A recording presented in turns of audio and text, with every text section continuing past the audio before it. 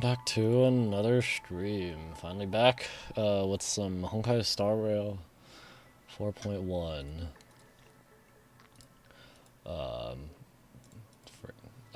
So yeah, in 4.0 we left off defeating Sparksy, and I guess Sparksy and Sparkle kind of merged, so that, unless it told me and I already forgot, kind of begs the question, so what kind of species are they? Because Sparksy is imaginary. What about Sparkle? I don't even know at this point. But then it left off hinting about whatever Herald of Death, with whatever case that Asheville is working on, and then that Himiko might not be Himiko. I don't know.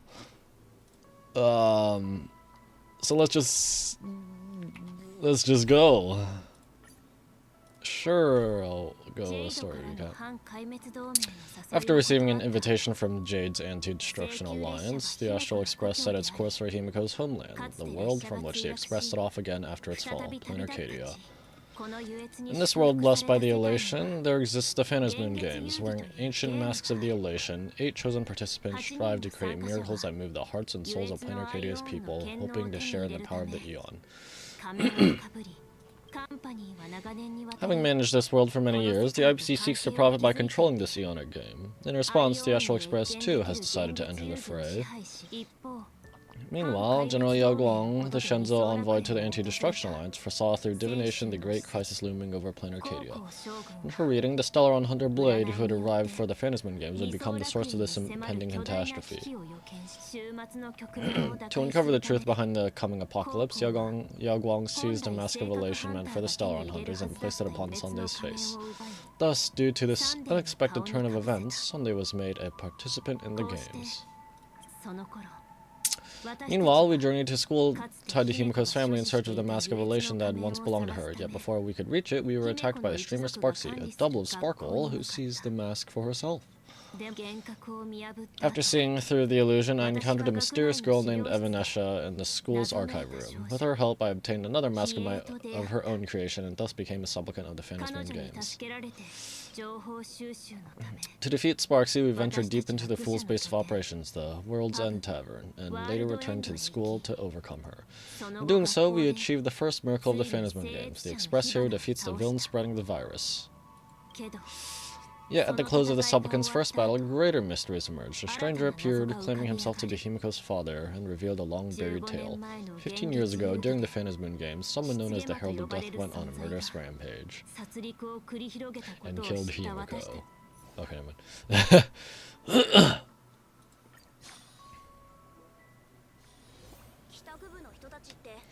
Head to the Graphia Academy and continue your adventure. Shortly after, the Sparksicon fiasco came to an end. Miss March, please look straight into my eyes, just like that. Perfect.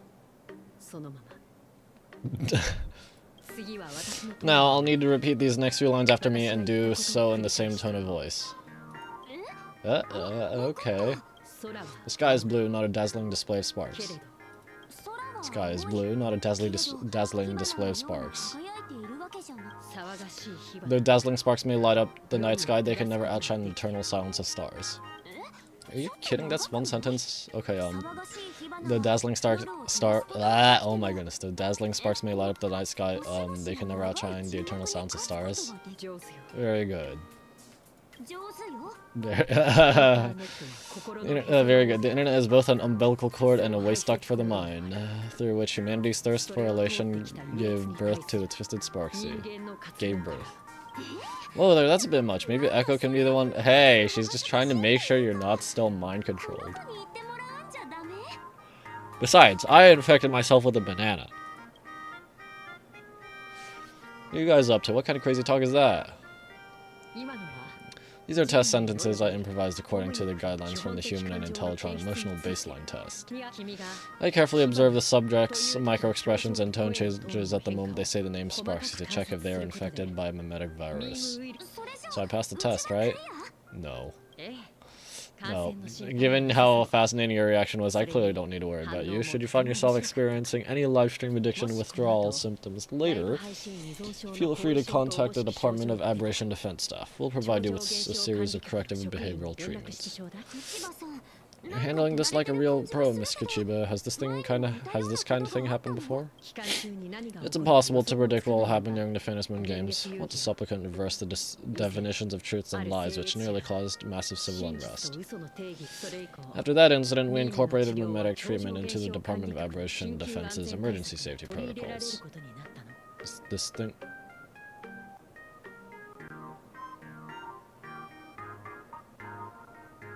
SparxCon didn't cause any casualties this time, but if Echo hadn't stopped Sparxy from spreading the virus, she might have turned into a calamity-level aberration.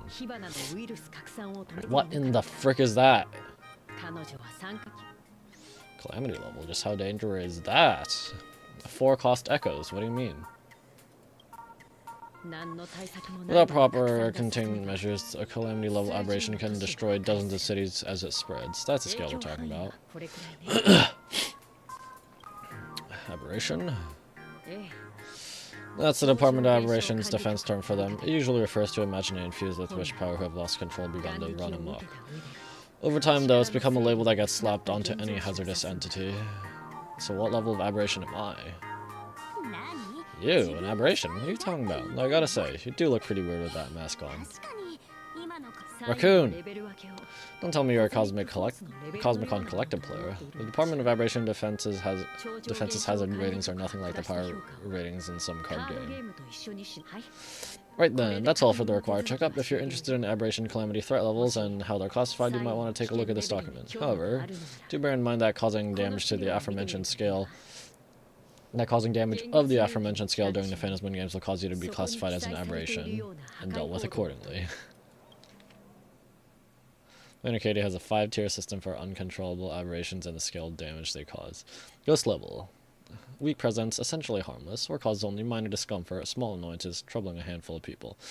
Typically, ideogenitive imaginae born from collective consciousness, such as villains from comics, panic-inducing objects spawned from rumors.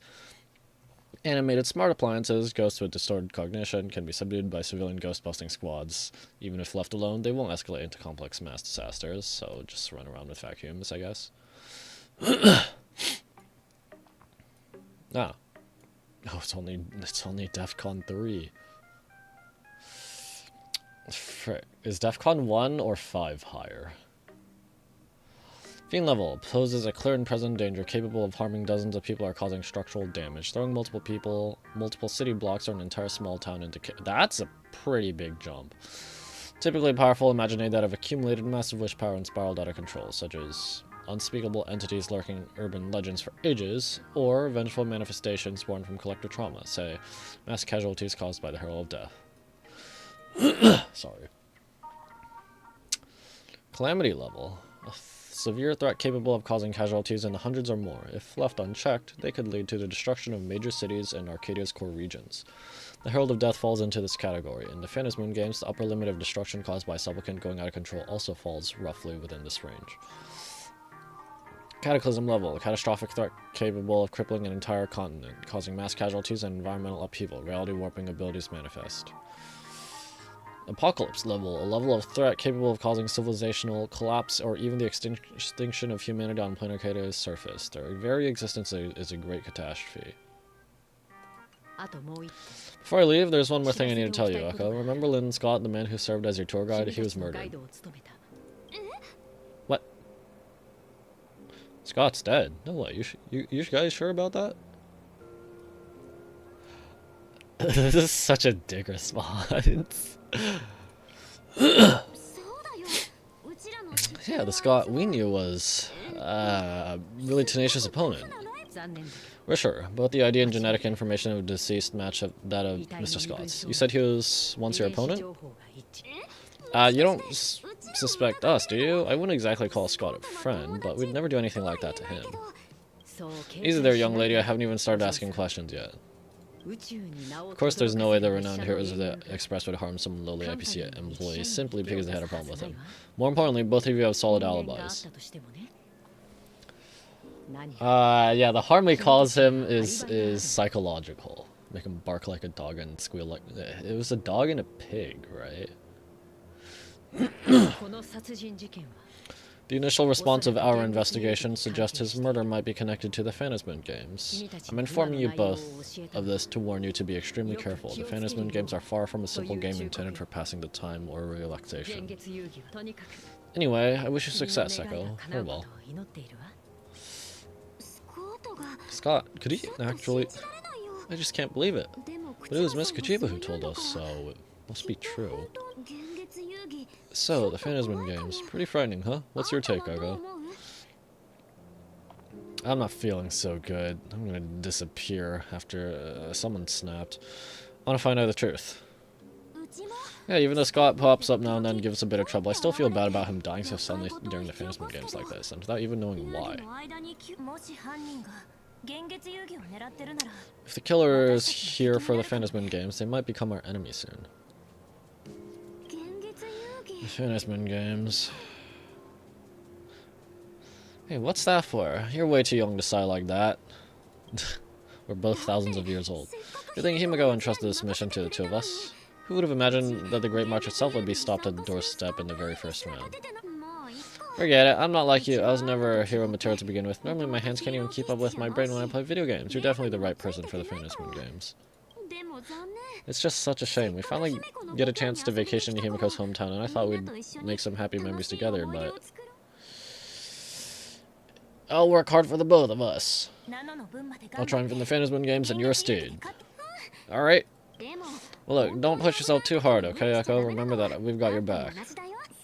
Alright, where are Himiko and Mr. Yang? Must be getting examined and interrogated too, right? Why don't you send Mr. Yang a message?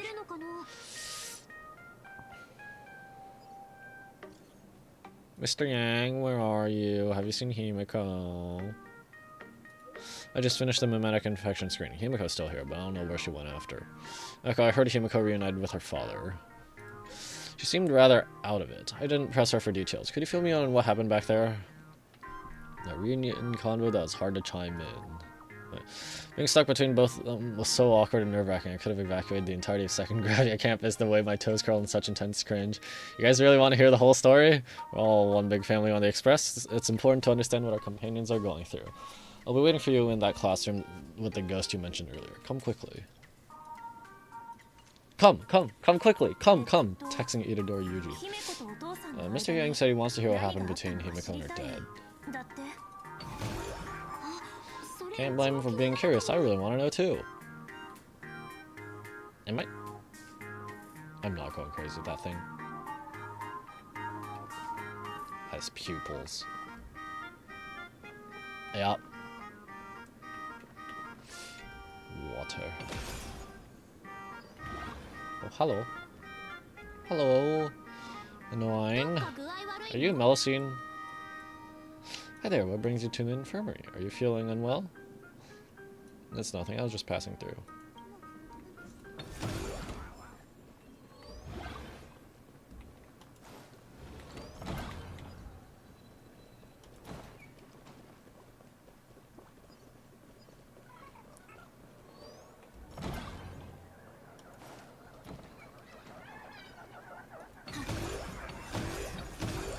Let me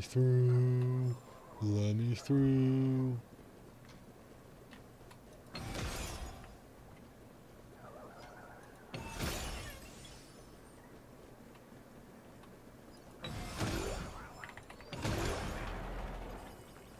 Who moved my what?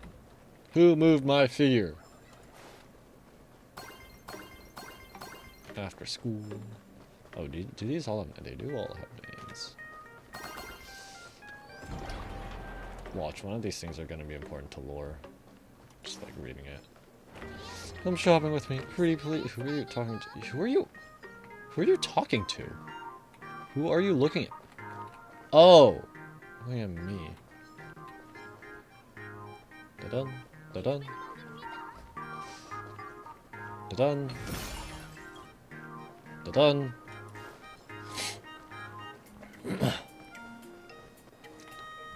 Arr. I don't feel like bugging you. And you don't feel like bugging me either. Thank you. Alright, we're getting into the haunted portion. Old school building. You're here, Echo. Himiko hasn't mentioned your father at all in the time since I boarded, so what is going on between them? As you're the only one with her at the time, you're the only one I can ask.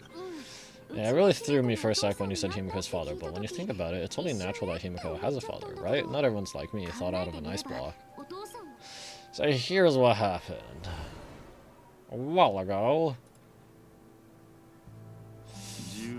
15 years ago, the Phantasm Games of that year came to be remembered as the Bloodstained Games. So many parents lost their children, so many people lost those dearest to them.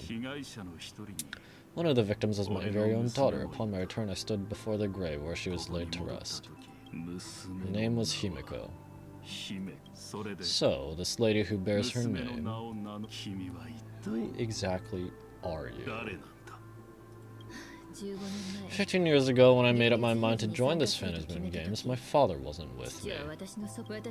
Even as I fought for my life against the Herald of Death, my father was still off somewhere, wandering the cosmos. Strictly speaking, ever since I can remember, his presence in my life has been as thin as the air in space. So, I would ask you who bears his name. Who exactly are you? Oh, well, look at you. You're getting so worked up over. Just a joke. It's been 15 years. After all, you've grown into such a fine young lady. How could you expect your old man to recognize you right off the bat? So, what's up with that gravestone I saw with your name on it, then? When you don't know if you'll live to see it tomorrow, there's nothing strange about getting your affairs in order to advance. Getting your affairs in order in advance, is there, Mr. Ryusuke? Mr. Ryusuke? How can you be so formal with your own father? At least call me Dad like you used to, okay? Finally slip away, hide in the corner. Hold it. And you are? Why are you looking at me all angry? Tell me, Himiko, is this your child? Grandpa! Can you please stop making things worse? I haven't seen you in 15 years and now I'm a grandfather? What? No, that was a joke. Who's the father? That's enough. You're looking at my colleague, a new generation of trailblazer, my friend and my companion on the Astral Express. Echo, do you understand now, father? You hear that? She called me father, huh? Hello there, Echo. Sorry about that. I thought you were Himiko's daughter for a second there. Do you not watch the news at all? We don't even have anything close to the same hair color. Must forgive me, I'm just an old-timer who's lost touch with the times. What would he have said if I mentioned the hair color? I'm a painter. Most of my work involves traveling to different segmenta to complete missions for my clients. Himiko, I know I've let too many chances to spend time with you slip away. Just slip away? The first time we met was at Mother's funeral when I was already 6 years old. Let's just put that aside for now. Were you also too busy to work when I was suffering from a weathering curse? What's that? You might not believe me, but I've been running around for your sake all this time. All these years I've been trapped in this room that represents the past that I imaginated in you, and I've never left it. You didn't know about me becoming the Express's navigator either? 15 years and the Express never stopped here once. You didn't even leave behind so much as a single word to indicate you were still alive, and the Department of Aberration Defense completely sealed all records of what happened during those Phantasm Games. I did hear many rumors about the Astral Express, though. I even saw the navigator's name. At first, I thought it was just someone else with the same name. And even when curiosity drove me to look up your picture, I still didn't dare believe that the woman so full of poise and grace is my daughter, that she'd grown up safe, becoming a living legend in her own right. I thought about contacting the Express, but what if their navigator was just someone who happened to share the same name? I've been clinging on to an absurd notion, that if I never sought the answer, there was still a 50-50 chance my daughter was still alive, but if I found the answer and it was no, then she would truly be dead. So, Himiko, how did you... I'd rather not tarry here too long. I'll be taking my leave now, Dean. The Express has defeated a supplicant that occupied the school and prevented another tragedy like the one 15 years ago. Now it's time for you to fulfill the duties you failed in back then. Go comfort those students and see if you don't figure out how to deal with the media bombardment while you're at it. See if you... Frick, did I read that? I don't know. Failed my duties. Oh, still mad at me. Echo, can we talk? About?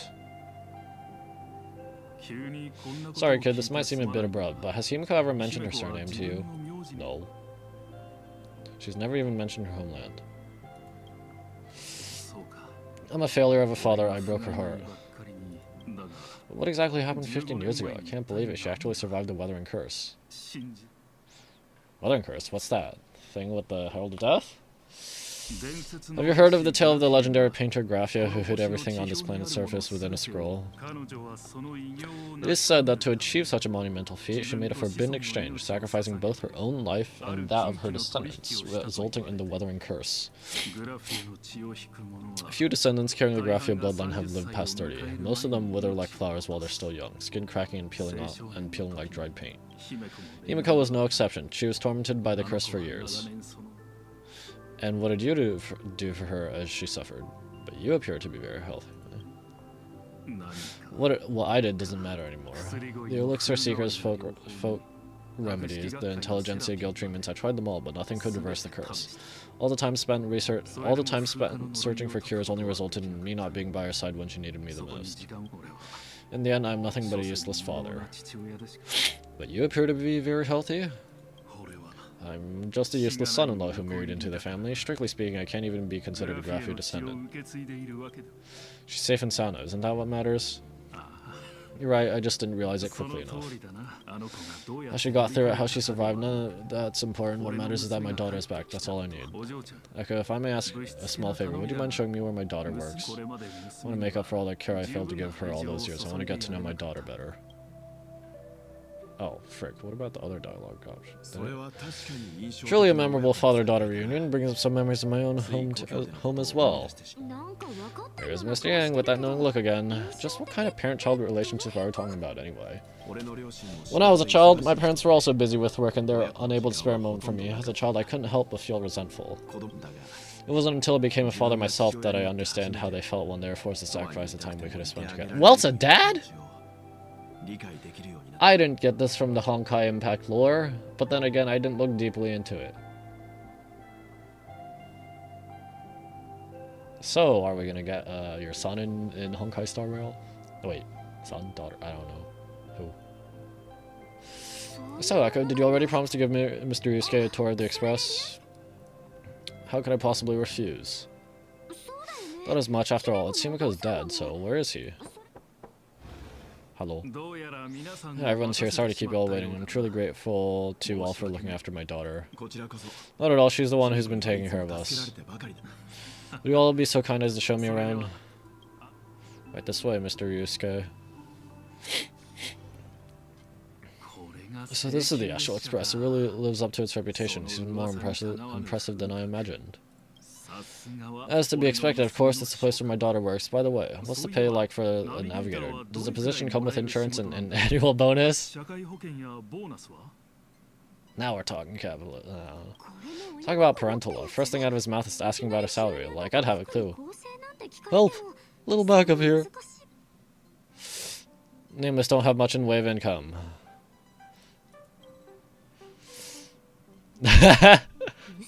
Hey, that's not totally true. We get some spending money every time we stop somewhere. What? No income? Don't tell me that everyone working for the Astral Express is actually doing volunteer work. That's what the Trailblaze is about, baby. I mean, I guess you could say that. But actually, it's more like... I'm butchering the explanation. Anyway, it's nothing like what you're thinking. Mr. Ryusuke, please rest assured, none of the Express crew ever lack for money. We not only receive support from members of the Genius Society, but also from prosperous commercial worlds such as the Planet of Festivities. Good. Hearing you say that is a huge relief, Mr. Yang. Speaking of which, what kind of work does being a navigator generally entail? Don't you underestimate Himiko either. Her daily duties include charting navigation routes, calibrating warp jumps, and technical maintenance. Not to mention she's always guiding the Nameless on missions. Oh, my daughter is really something else, isn't she? Of course, every time we return safely from a trailblazing expedition, it's all thanks to Himiko's guidance and protection. She's the backbone of the Astral Express. Oh, let me go tell Pom Pom what you just said. Where's your respect for our conductor? Hey, come on, you're just trying to stir up trouble. If Himiko's the backbone of the Express, then our conductor is the absolute cutest and hardest working of them all. Right, Pom Pom? Oh, we got a new passenger? No. Oh, this gentleman does look kind of familiar. Huh? This is Ryusuke, Himiko's father. No wonder you felt so familiar. How are you, Mr. Ryusuke? Conductor, so you must be my daughter's superior. Thank you for taking such good care of her all this time. Superior? That's way too formal. It's Himiko who's been taking care of the Express and everyone on it. Oh, hi. What is he doing on the Express? That's all my fault. I was just curious about your daily work, so I asked your colleagues to show me around, and I know I didn't ask your permission first. Please don't be mad, Himiko. Mad? Why would I be mad? Mr. Ryusuke, welcome aboard the Astral Express. Is there anything else you'd like to see? I can show you around. That's her. That's her. That's her. That's her hidden anger smile. It's like Unohana when she's telling Ichigo to be a deer and do this thing, and then she's just smiling menacingly. I know you'd rather keep your distance from your good-for-nothing father. If you're on a journey, it's rude of me to barge in like this. But it's been way too long since we last saw each other. As your father, I want to get to know you better and make up for all the time we've lost. At least while you're staying here, please allow me to show you some of the fatherly care and devotion I owe you, will you? Excuse me, why don't the two of you go to the party car? Shush, get the drinks ready.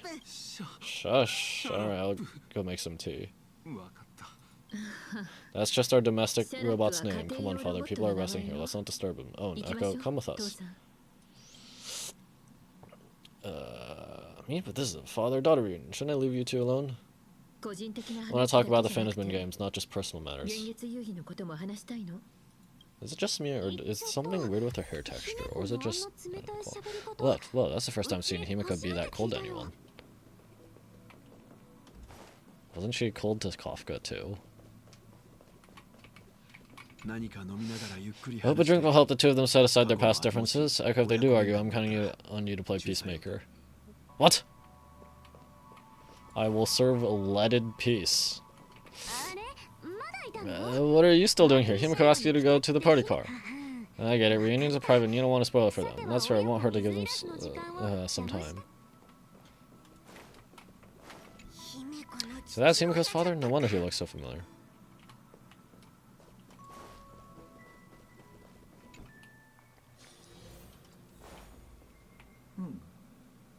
When it comes to breaking the icy silence between a father and a daughter, nothing's better than a cup of hot water. The person who drinks it will yelp hot and be immediately met with a concern, how could he be so careless, from the other party?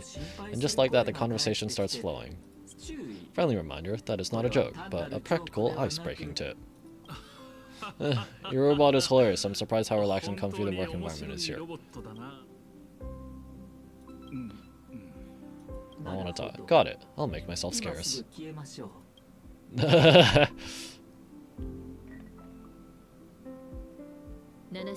Being nameless is neither relaxing nor comfy. Most of the time we're facing down void ranges from the Antimatter Legion, bugs left by the Swarm Disaster, Borson, and various organizations that are suspicious of the Express or have malicious intentions for us.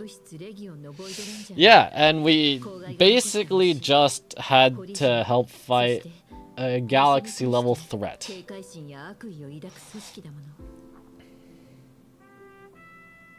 Wait, is it a galaxy or universe-level threat? Because the scepters themselves can nuke a galaxy, right? Or was it a soul? Am I freaking stupid?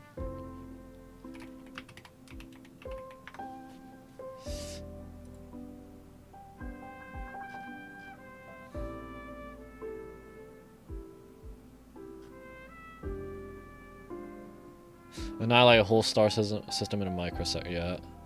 Where was it? Was there something about the galaxy?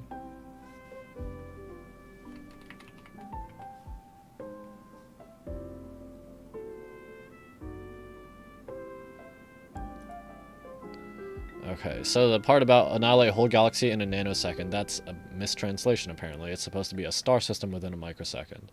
Smaller in scale and more time, but okay, whatever. That dangerous? Maybe this trip home is a great chance to quit your job. Heck no. She's doing this on her own accord. Talk about coincidence. Just so happens I'm getting on in years and Graphy Academy is in need of a new dean. You know, that's not what I meant. Once I've set my mind on something, I never look back. I never look back, darling. It distracts from the now. Ever since I was 6, when you told me those stories about traveling through the cosmos, I knew that someday I would walk among the stars. Actually, I was just kidding. I'm not completely clueless about what they express and what you do. Alright, once I knew the Express was coming, I even bought that comic series that's based on your adventures.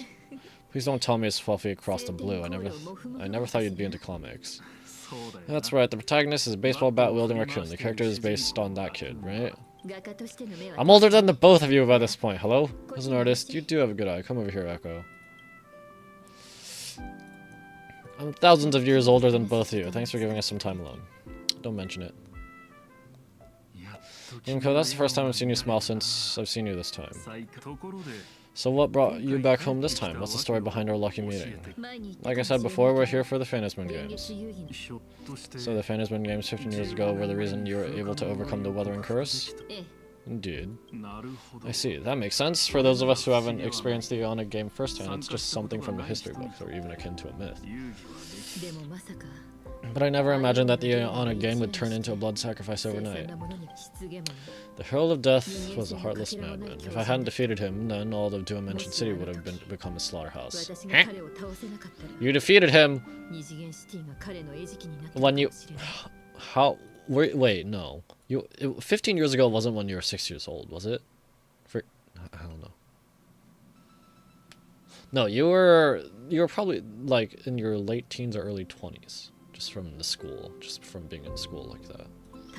During the first few years of my journey, I relived that evening every single night in my dreams. The color of that twilight painted with blood, so much blood blended with terror and screams. The victims were twisted like clay into grotesque shapes, like paint tubes that had been snapped, one after the other, and that man, he reveled in the colors splattered everywhere and wanted the whole world to be his canvas. This sounds a lot like Jin, treating death and murder like an art. Stop, Himiko. Even if I could avenge his victims, in the end it won't bring them back to life. The entire thing is like a heavy piece of baggage. Only by letting it go can I travel the road ahead more easily. You did your best and I'm glad to see you made it back here safe and sound. I thought I'd never come back, but the times have changed. The conditions to hold the Phantasm Games have been met again. However, to hold 2 games in just 15 years, that in itself is far from normal. Just like 15 years ago, the IPC wants to control everything. However, a game woven by the most fickle of eons is designed to slip through everyone's grasp. I've received a report from the Department of Aberration Defense. I'm sure Echo must have also heard. There's been a brutal incident in Dubbrook District. Someone massacred everyone at the headquarters of the Sinwish Syndicate, leaving a signature that only the Herald of Death would use, the Bloody Bloom. Mysterious murder case. Sinwish Syndicate members found dead in a pool of blood. Recently, a major homicide occurred in Dubbrook District. A total of 33 members of the Sinwish Syndicate, including boss Pullwave and the second-in-command Costide, were found murdered at the Syndicate's headquarters. The Security Bureau suggests the case appears to be the result of a gang turf war. Crime wave strikes, Dubbrook District gripped by furor. Regarding these incidents, some residents are applauding the news, claiming gang activity has been seriously disrupting daily life in Dubbrook District. However, the vast majority of residents are deeply concerned, since anyone could be the next victim until the case is closed. As of press time, foot traffic on Dubbrook streets has plummeted, with many shops reporting declining sales due to the impact of these cases. Gang infighting, or something more sinister. A shocking murder case has cast a bloody shadow over the newly opened Phantasm Games. Various rumors have added a suspiciously mysterious touch to the incident. Word has it that the Sinwish Syndicate recently acquired a supplicant mask. Could this be connected to the massacre that wiped them out? An IPC worker also tragically perished in the incident, but why would an IPC employee be on Sinwish Syndicate turf in the first place? Regarding the above questions, I've already contacted the Security Bureau for a clarification. The receptionist stated the case is still under investigation. Residents of Plain Arcadia are advised not to believe or spread rumors and to await further official announcements. What? The Herald of Death still alive? Is this really the same Herald of Death as before? People at the Department of Aberration Defense told me that the Herald of Death was executed after his verdict was passed. Even were he to be resurrected, the rules dictate that the same person cannot become a supplicant twice. Are you saying we've got a copycat? That's right, the Herald of Death has a copycat. What I find even more worrying is that this Phantasm Games has caught the attention of something even more terrifying than the Herald of Death. What counts as more terrifying? The IPC plans? Or... I believe that, I believe that whether or not this Herald of Death copycat has a connection to the Phantasm Games, defeating him presents an excellent opportunity for Echo to demonstrate the resolve of the Nameless to the whole of Planet Arcadia. Just as you did all those years ago. I understand. Exactly. As for you, Dad, have any clients commissioned you lately? It'd be best if you left this world for a while. May I take that as my daughter showing concern for her dad? You can take it as a safety advisory from the Astral Express. Also, as Echo has already become a supplicant and joined the Phantasm Games, she will have my full support. I'd like her to temporarily keep the mask of relation that has been passed down through our family. It's not even mine though. It's not even the one from... Frick, I already forgot that doll teacher lady's name. I didn't even get mine from her. Sparksy stole that one. I got mine from Evanescia. Too late for me to raise any objections at this point, right? Sounds good. The mask stays with the kid. Thank you. Would you like another drink? Got it. Next time show me the way out, isn't it? I've definitely overstayed my welcome. For most of my life, I couldn't be there for my daughter. Now that I finally have the chance, she wants me to leave. In that case, I ought to be on my way. Himiko, the Graffia family has a number of records about the Phantasm Games passed down through the generations. Come over to the school library later. I'll give them to you. I'll be there, Dad.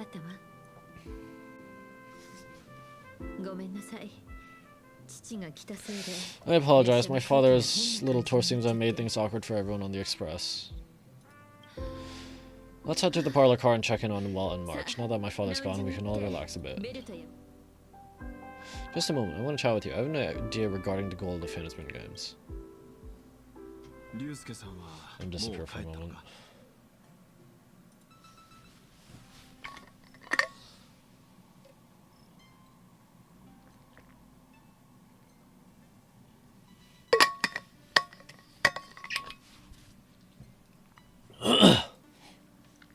Has Mr. Yusuke left?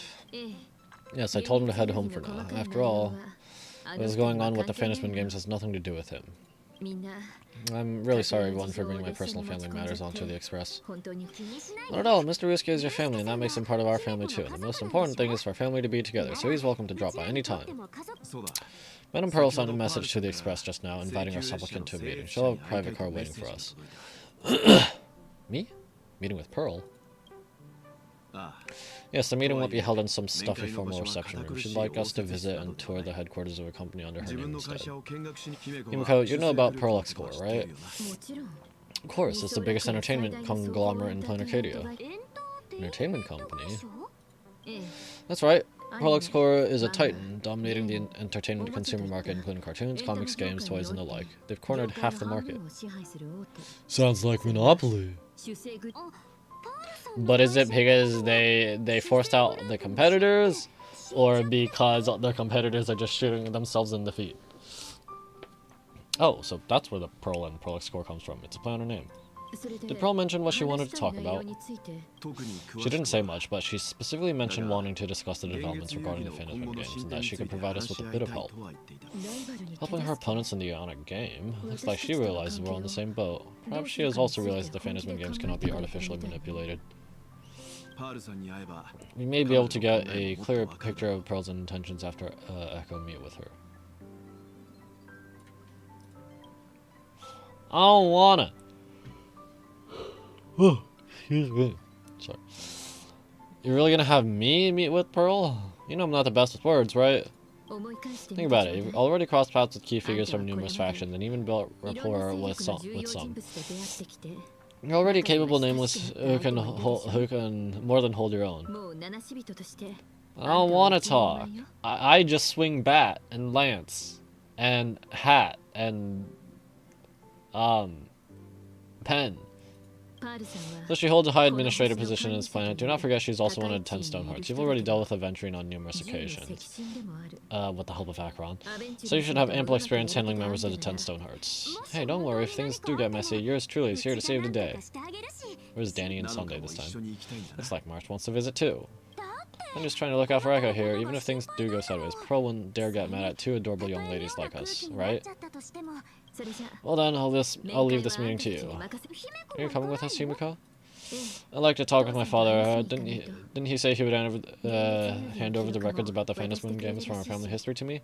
And honestly, isn't this a good chance for you youngsters to handle things independently? I understand. In that case, Echo, March, and I will be heading out now. Score! Private car! So where are we getting picked up? You should be familiar with it. It's just under the giant gate next to the App Plaza. Isn't that where we first met Sparksy? Since we're getting chauffeured there, why not just come straight to us? Isn't this a perfect chance to do shopping? Looks like we're not the only ones getting picked up then. Perfect. I've been wanting to stop by the comic store to grab a copy of Fluffy Across the Blue. Destination Prolix headquarters. And let's grab a copy of the Fluffy while we're at it. This is just perfect. Okay, we'll head out when you're ready. There may be some information in the family records that could help us. It's just that whenever I think about talking with my father, I can't help feeling uneasy. That's not a Himiko we see very often. Even someone like me who's always putting on a composed front can end up giving everyone a laugh. When you think about it like that, Echo, the meeting with Pearl doesn't seem so scary now, does it? Alright, fine.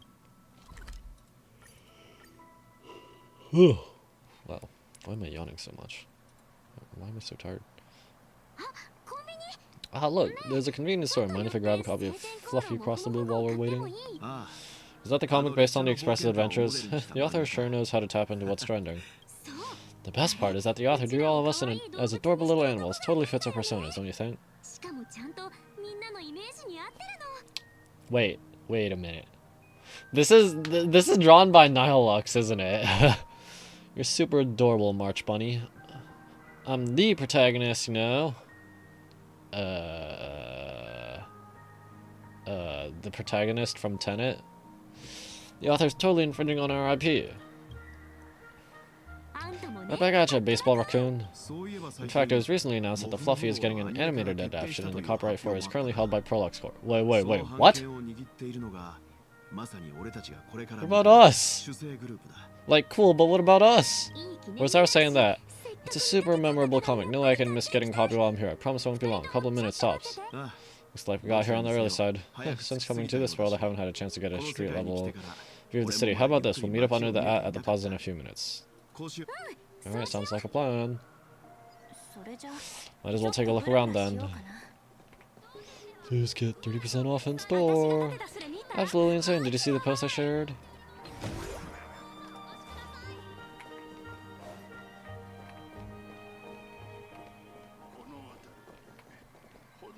"50 years ago, things weren't this gaudy."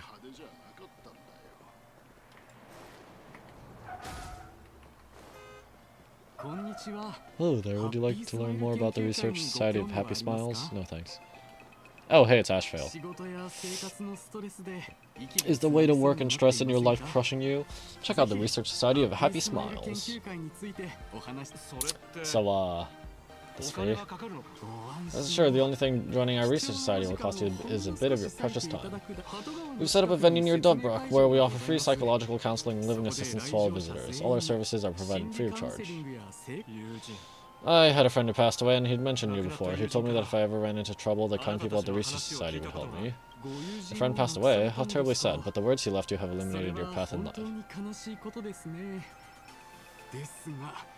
Putting it like that makes it sound sus.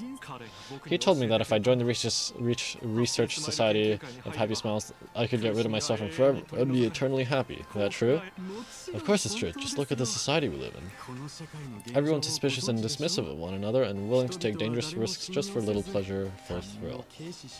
Did you hear about how a streamer took over Graphia Academy and was trying to spread a mimetic virus through the internet? And over in Dubbrook, gang violence erupted and left a pile of corpses in its wake. May the Master of Elation can save us all. The Research Society was founded with the sole purpose of healing humanity's incurable inner pain.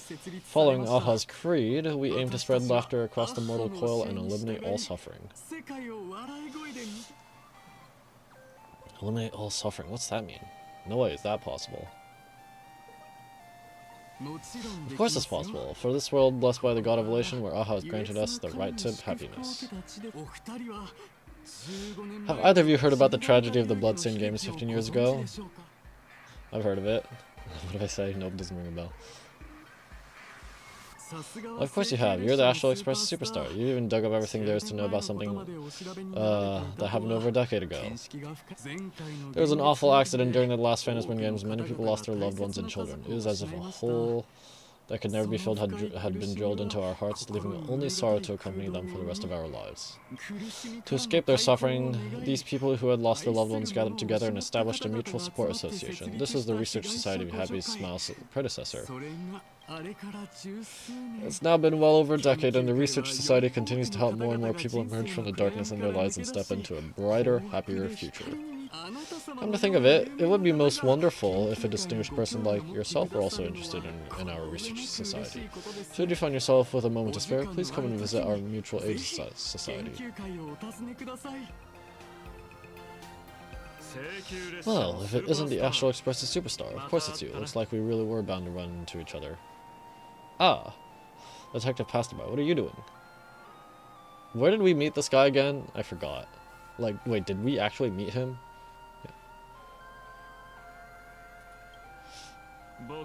Yeah. I'm here to do my job. Problem is, you've gone and messed up my investigation. How'd I manage that? Here I was pretending to be a broke passerby to infiltrate the shady Research Society. You should have ignored me, but no, you acted like some approachable celebrity waltzing into a supermarket, hijacking my conversation with their recruiter. Oh no. With a star like you here, I can't even test the waters anymore. You must have heard about the Sinwish Syndicate killings in Dugbrook, right? The lead I'm following might be connected to this Research Society of Happy Smiles, but I'll stop there. Not like you're going to pay for my intel. None of this is any of your business. Anyway. Yes, it is. Someone I knew died in that incident. Someone Sunday, Danny and Sunday met some people who died there too. Ah. Based on your social circle, you wouldn't be talking about the poor IBC sap who was unlucky enough to be there. Planning to avenge him? I plan on defeating the Herald of Death. That counts as revenge. Oh, so your next miracle will be executing the Herald of Death? Can't say I'm surprised. Be careful, the murderer is the Herald of Death. He's dangerous. I mean, I'm sure Ashrael knows more about him than we do. It seems like he has a personal vendetta against him. Thanks for your concern. Be careful. Been a hot minute since anyone said that to me. Even so, it's my duty to solve the case. Doesn't matter if nobody pays me, and I'll still find the killer and exact justice on the spot. A friend of yours... Why? A friend of yours was among the victims? A fool I happen to be on fairly good terms with. Sampo? Revenge killings are turf wars. It wouldn't be unusual for gang members to die like that, but dying at the hands of some psycho who kills for kicks? That I can't accept. No matter where you are in the cosmos, which era, regardless of how civilization evolves, some rules will just never change. Like an eye for an eye, a tooth for a tooth. Hey Echo, guess which lucky girl just managed to snag the last copy in the whole story? Oh, who's this? Allow me to introduce myself. I am Ashrael, the famous detective. You could say your friend and I are acquainted through past clashes. I already forgot where we met. We didn't actually fight, though. We did have a bit of a clash of opinions. Oh, right. Wait, was that part of the story, or was that part of the Cosmicon Collective event thing? We did have a bit of a clash of opinions at the tavern, did we not? That's what you meant by clash? Fair enough. First time I've ever heard anyone introduce themselves as a famous detective. And you're trying to go undercover dressed like that? Mr. Asheville, why are you staring at me? Is there something weird on my face? Young lady, you're holding a copy of Fluffy Across the Blue, right? Would you mind giving it to me? Oh no. Give it to you? This is the last copy in the store, you know. Ah, I see, of course. I'm not asking you to give it away for free. I'll pay for it. The retail price is 300 credits. I can pay you 10 times sticker price. 3,000 credits. What do you say? Hey, mister, this isn't about the money. Oh, because it was the last on the shelves? True, true. The last item in stock is like the final slice of cake on a plate. The last prey and one on the plans. Never fails to stir or urge to seize it before anyone else. So 30,000 credits. How about that? That's my final offer. I'm not exactly rolling in money here. Why do you want it so much? Why are you fighting over a comic book with a kid? Aren't you a bit too old for stuff like this? Truth is, I'm actually buying it for that foolish friend of mine, the one who died. Okay. Today is his farewell ceremony. I thought I'd buy him his favorite comic to pay my respects. 15 years later? He'd always be rambling on about some raccoon with a baseball bat and how the journey of the express would never end, that kind of stuff. I heard the stories so many times. Felt like my ears were gonna fall off. You said he died in that incident, though. What?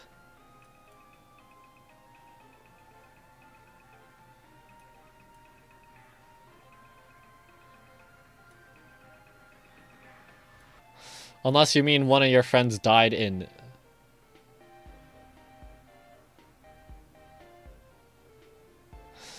So, I thought you were talking about you had a friend who died in the incident 15 years ago, but are you talking about the one that happened, like, just now? Are you talking about Costide?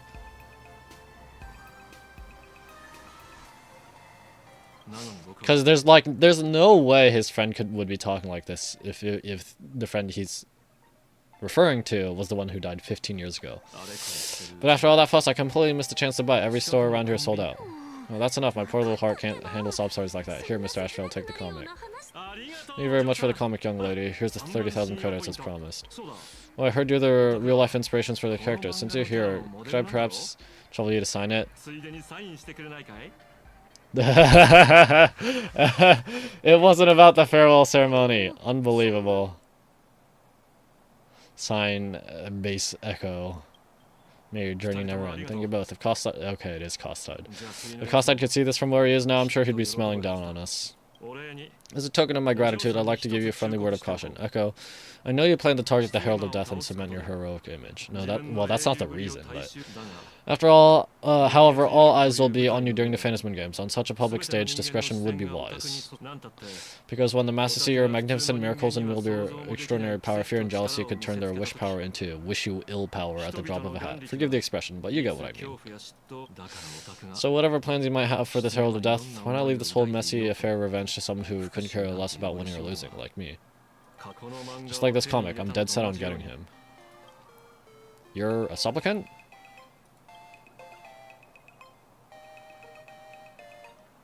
Ha! Is he an acquaintance of yours? He's just some weird detective who is passing by. It's nearly time for Prolix Corps to pick us up. We should be going. We should get going.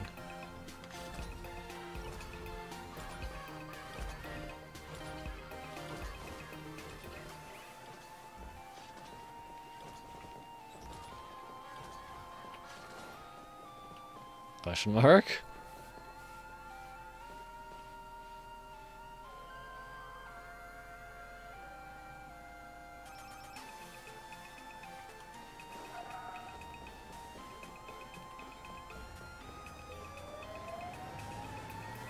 Oh. Pop.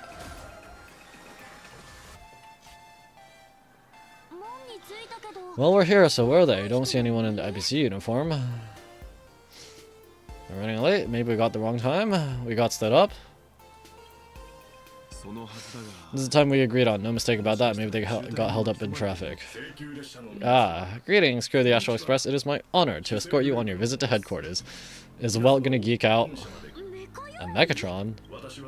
M-Guard number 100,086, created by Prolix Corps, security specialist from the business division. My designated human form is Huron.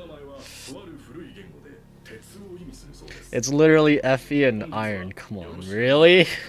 Okay. Said to derive from an ancient language meaning iron is Greek. I'm pretty sure that's where it's from. Fe and iron. Ferris. It's a pleasure to be of service. Megatron Emhoy, how cool is that? How long have you been waiting here? Please, do not concern yourself with such things. My sole duty is to ensure everyone reaches Parallax Corps headquarters safely and happily. So what are we waiting for? Let's go. According to the instructions given to me by Madame Pearl Security, there is still one more guest I need to pick up. Whomst? Oh, it's Ashvale. Well, now how did I not see this coming? Looks like we're going the same way after all. It's you again. Hey, Megatron, what's the plan? Do we hop into your cockpit, or are you going to give us all a piggyback while you fly over? Do you have a cockpit? Your ride is ready. Please take your seats, everyone. Oh. Huh? Okay. So what are you going to do?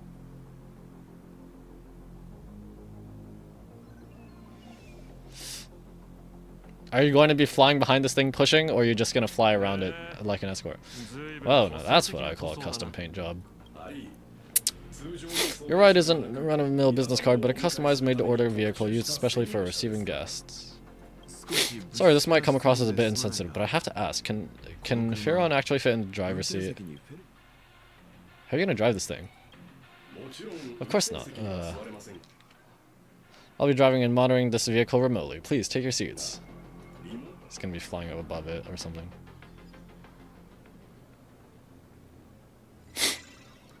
Oh, okay. That's the anomaly arbitration boss. I haven't done it yet. It's just like, okay, I just see it there. That's a bit spoilery. Now that is astonishing. Welt's inner geek, inner nerd. Wow, that's one massive robot. Gundam. Ladies and gentlemen, welcome to the headquarters of the Parallax Corps. Back when Himiko said this is an entertainment company, I knew their headquarters wouldn't be some ordinary old office building.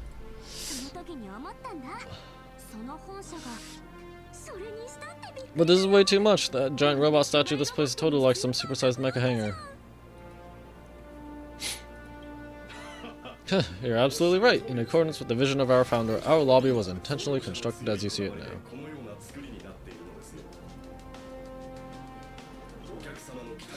To realize dreams that far exceed what consumers imagine has always been Parallax Corps' core design philosophy, and we have never strayed from it. If any of you are familiar with our company's works, you may recognize this as...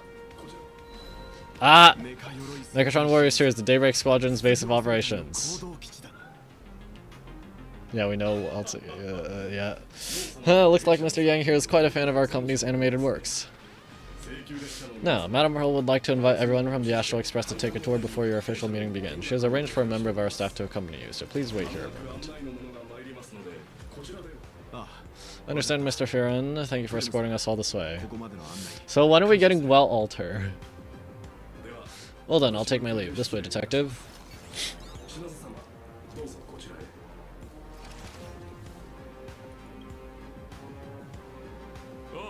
See you around, everyone.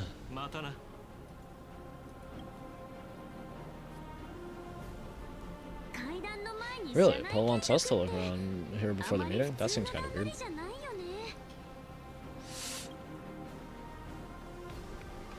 Could it be related to a proposed collaboration? Perhaps this is her way of introducing her other identity. It's all good as long as I get a chance to look around. That works for me. Why don't we explore while we wait for our new guide? Is it gonna be someone else we know? Mr. Yang, over here! Quick, come on! Looks like March's inner explorer has been awakened again. Let's not wander too far this time, shall we?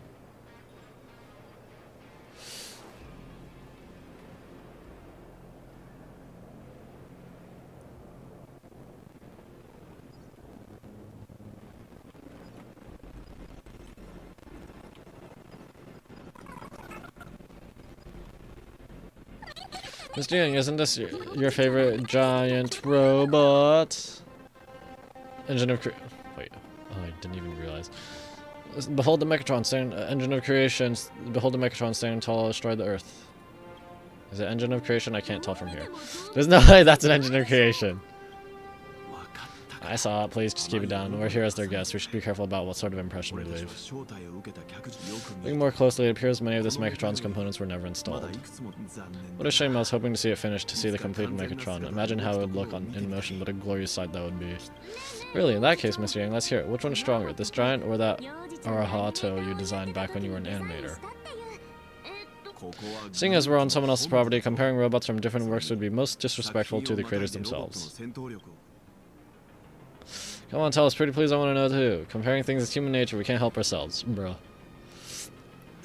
Yeah, like how Cosmicon Collective players are always obsessed with power scaling all the characters.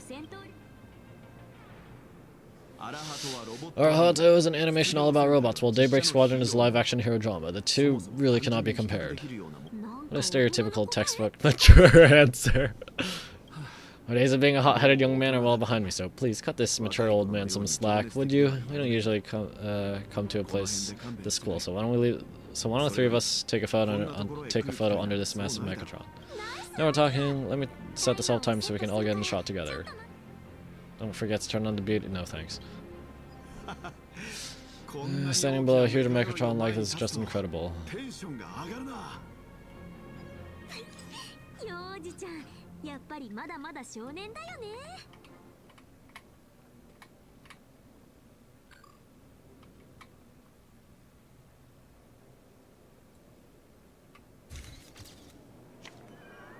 Hi Nihilux, thanks for the photo bomb.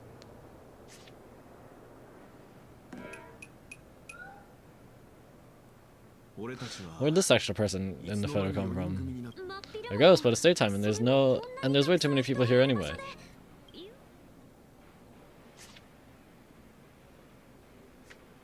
Hi.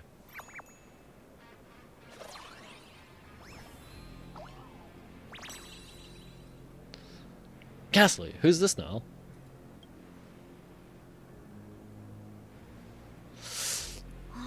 Who are you? Wow,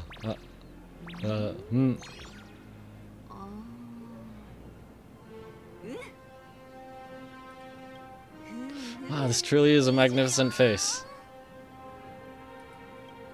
It's nothing like how it looks on the news. Being able to see it up close feels almost surreal.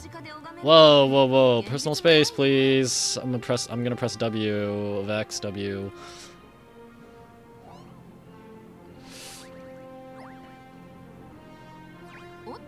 Am I too close? Sorry, my bad. I'm not great with personal space. Yeah, I can tell. Keep the compliments coming. Any closer, I'm coming to cops. Don't scare me like that again. You can't afford the consequences. Yeah, you're broke.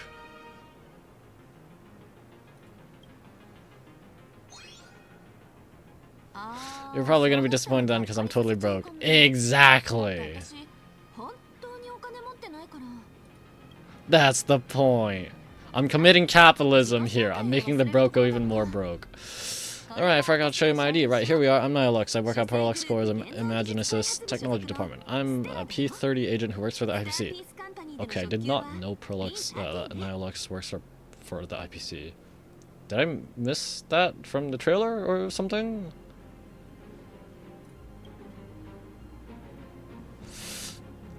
Hello, Miss Nihilux. So what brings you here? Are you our guide? Ah, Madame Pearl sent me to the lobby to pick you up. All of your famous super cosmic level heroes whose faces have been all over the news more times than I can count. So of course I recognized you right away and just couldn't help rushing over to snap a selfie with you. Hope you don't mind. I see. Then hello, Miss Nihilux.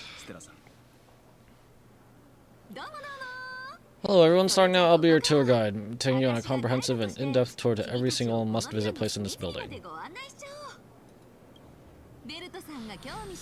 From the Mechatron Imagenesis that managed to pique Mr. Yang's interest to Miss March's favorite fluffy across the blue merchandise, I'll reveal all the secrets behind our hottest products. Seriously, I can't wait. Welt, nerd out. Of course I'm being serious. If there's anything you want to see, learn about, you even get your hands on along the way, anything at all, just let me know. Catch me if you can. Huh? I'm gonna head to the gift shop first. I'll get you all some souvenirs. Catch me if you can. I don't see how that is a reference. Is that supposed to be a reference? I know it's a saying, but, like, aside from the film, but... Is that a reference to the film or just the saying? And if it's just the saying, I don't know how, but I also don't see how it's a reference to the film.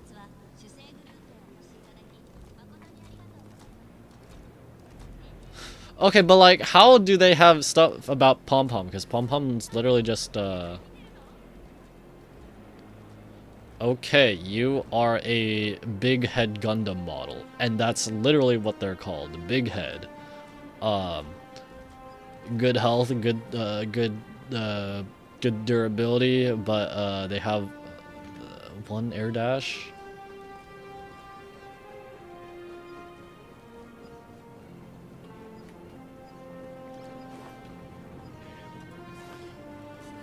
Do we have any that could be an aerial beauty, I don't know.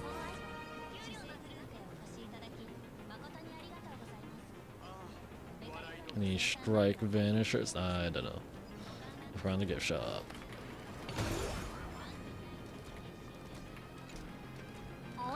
Hey, wait, this isn't right. Isn't this Pom Pom? Oh, that's some really fun craftsmanship. This is a toy model of Ally King Pom Pom, which hasn't been officially released on the market yet, but just you wait. You'll see even cooler toys coming up later. How do you even have info on Pom Pom? Like, Pom Pom stays on the train, but so, like, how? Are you sure there's no copyright issue with this thing? Actually, this is Pom Pom from Fluffy Across the Blue, which is totally unrelated to the Pom Pom from Astral Express. That still means they're related. Copyright stuff is really complicated, huh? I just realized her hair and clothes are shaded like some black and white manga would be. You got that right. Intellectual property is one of the most complicated things in the world.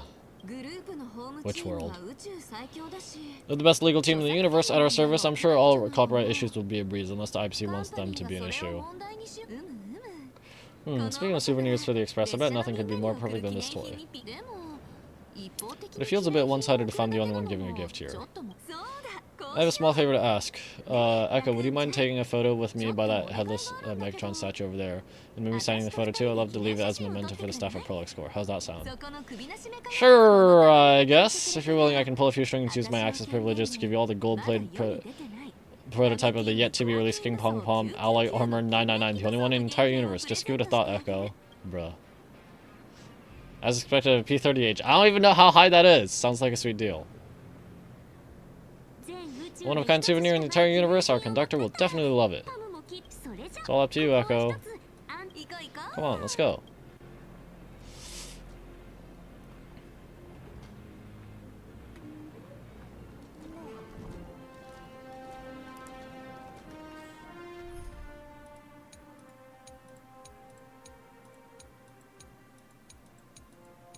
Wait.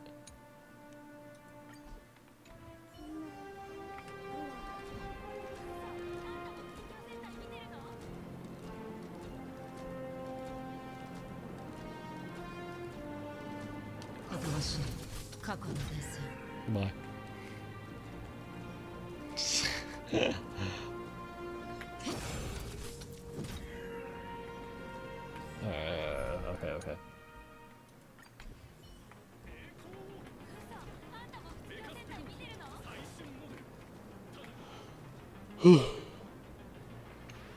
A Prolix Corps themed sculpture for taking group photos. You can go behind the sculpture and place your amazing face in an appropriate spot. Adjust the camera to a suitable angle and you'll look like a Megatron warrior. Man and Megatron in perfect harmony. Ready to take a photo? I'm ready. Okay.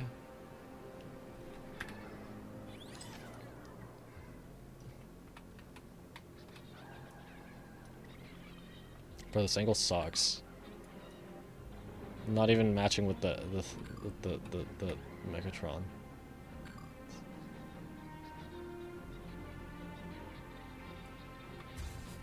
I'll just save it, because why not? I love this one so much I suddenly have a selfish urge to keep it all to myself. And don't forget about the exclusive gift you promised. You bet, in fact, I'll throw in a normal edition for each one of you as hush money. Come on, let's head to checkout. Oh no. This isn't gonna go as planned. She's gonna have issues with it, and she's gonna be like, ah, sorry. Hey, you okay?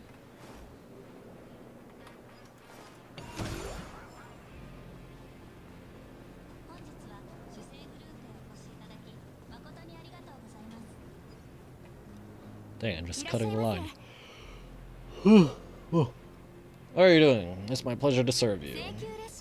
I'd like to present each of our 3 distinguished guests from the Astro Express with an Ally King Pom Pom toy model as a gift. Sure you got it for the gift expense record. Could you please provide your employee ID? Oh, this is not gonna go well. She's not gonna be able to, is she?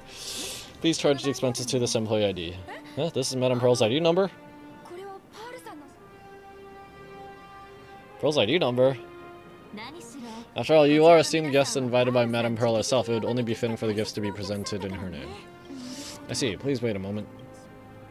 Okay. Your Ally King Pom Pom is all packed up. Would you like to take it with you, or shall we use our delivery service? Since we have the tour to go through, please just have it delivered to the Astral Express. No problem. Hope you enjoy your visit here. Now that the gifts are done, I'll take you to the Megatron Design Lab.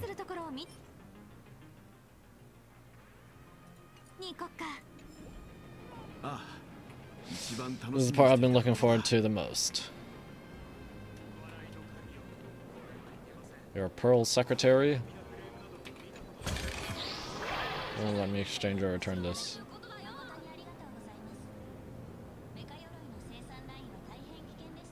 Those are some really big shopping baskets. Sir, you broke the antenna. That's does not look like a sir. I'm sorry.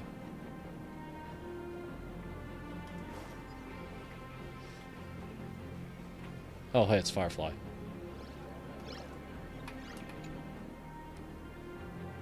Ladies and gentlemen, feast your eyes on the company's latest masterpiece, the Stellar Hunter Sam statue, faithfully recreated at a 1-to-1 scale. From HD footage. It's guaranteed to be 100 times more sinister than Sam himself. Okay, cool, but why does it have a battle-worn finish? Obviously, it's because the Stellar Hunter stand no chance against the crushing might of the Strategic Investment Department's righteous Iron Fist. You guys sell wanted criminal models too? In last quarter's new product poll, we found that the Stellaron Hunters enjoy quite the popularity across the cosmos.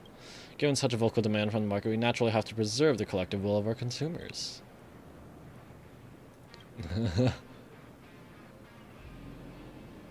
Oh, well, whatever. Oh, wait. To clarify, there are 2 points to address. Firstly, this is not a depiction of the actual Stellaron Hunter, but a fictional character from the Daybreak Squadron versus Sam. Secondly, if the individual in question takes issue with the alleged infringement, they are perfectly at liberty to lodge a complaint against us in the halls of Pure Point's judiciary in person, of course. For people to arrest them? As their friend!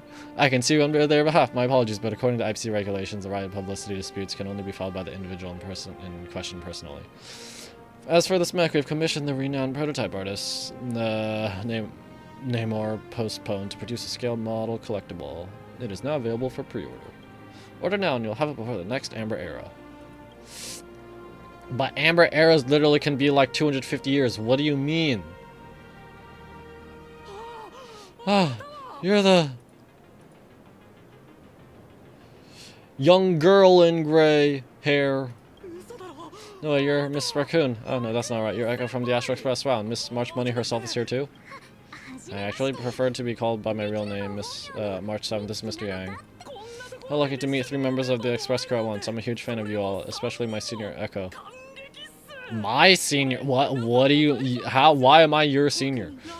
I haven't missed a single episode of Fluffy Across the Blue, and I've even bought all the collector's editions. How could this guy say he likes Echo more than me to my face? Good thing I'm not that petty. Don't worry, March. It's hard to tell people in this world that love the real Express crew or just a cute animal crew from the Fluffy. I don't just follow the Fluffy series. I've been keeping tabs on all your adventures in Bellabog, the Shenso, Penacony, and Amphorius. Though it's such a shame there's so little video footage of the Amphorian War online. Alright, I just rewatched the scene where the Trailblazers embarked on another trailblazing expedition, Holy Grail Stay Night. Your speech was so inspiring. I don't even remember what I said. Stop it, you're making me blush. Couldn't have made it this far without some team effort. Such modesty from a legendary hero. What a stellar role model for all of us. Please, go away. This is awkward. Alright, I have a precious trash can in my collection at home. If I'd have known I'd meet my senior Echo today, I'd have brought that can with me. Is it gold? Could I ask for your autograph if that's okay with you? Just sign my clothes, please. I'm never gonna wash this ever again. No thanks. No, you're acting exactly like me from 10 minutes ago, kid. Don't worry, Echo won't fly away just yet. As for you, you've been chatting away non-stop. How about giving us a proper introduction so that your idol gets to know you better? Sorry, I got way too excited. I'm Warrior Cinderborn from Daybreak Squadron, and my real name, well, my real name doesn't matter, just call me Cinderborn. So you're the character, and okay. If you're not in a hurry, would you mind chatting with me for a bit? Why? Actually, don't know much about Daybreak Squadron. Daybreak Squadron is the most popular superhero drama in Foolish TV's Megatron Warrior series, following the story of young heroes fighting alongside the Megatrons against the Shadow Slither to save Planet Arcadia. I never expected Mr. Yang to be so familiar with their story's background. After all, I'm a loyal fan of your show. I'm truly honored. So what do you usually get up to around here? I'm just a small-time actor playing a hero on TV, and unlike how my senior Echo's deeds inspired me, the Daybreak Squadron has also motivated people to fight against all challenges in real life. Recently, Foolish TV got approval from the Department of Aberration Defense, so now the magical Megatron, Daybreak Warriors from the show can operate in reality. My friends and I are just honored to fight alongside the real Bulletworm. Excuse me, sorry. So much yapping! Ugh. I don't know if it's just because I'm pea-brained or what, but I feel like a lot of this dialogue is not actually important or relevant to the story. Not as necessarily a bad thing to have little bits of fun dialogue that aren't super important to the story, but it feels like a bit much. Sorry, I didn't quite understand that. So are you still an actor or not? How should I put this? My teammates and I are both actors and real masked heroes. Whenever disaster strikes the city or evil threatens citizens, we show up alongside Megatron Warriors to protect everyone. What brings you to Prolix Corps today? I'm here today to test a Megatron's performance and do some advertising shoots while I'm at it. Foolish TV and Prolix Corps have always been partners. Even the squad's transformation Megatron is imaginated by the Prolix Corps. The more popular Daybreak Squadron's drama becomes, the more wish power flows into the Megatrons, making the squad shine even brighter in reality, and the more active they are, the better Prolix Corps models kits sell. It's a perfect virtuous cycle. Shouldn't we continue with the tour now? Sorry for taking up your precious time with all this chit-chat. If the crew hasn't visited the combat testing area yet, I'd like to volunteer myself as my senior Echo's opponent for the test, if that's alright with you. Is that really okay? Wouldn't it cause damage to the place? I don't know. Of course I know your bat could send us all flying with single hit. This time we'd like to invite you to experience synchronized Megatron combat. Oh, this is that moment from the trailer where I'm standing like I'm looking like I'm gonna pilot one. The hero of the Astral Express, thumb up. The hero of the Astral Express gracing us with guidance and leaving some data would surely make the staff here very happy. Oh, well, perfect timing. The combat testing area is also part of today's tour.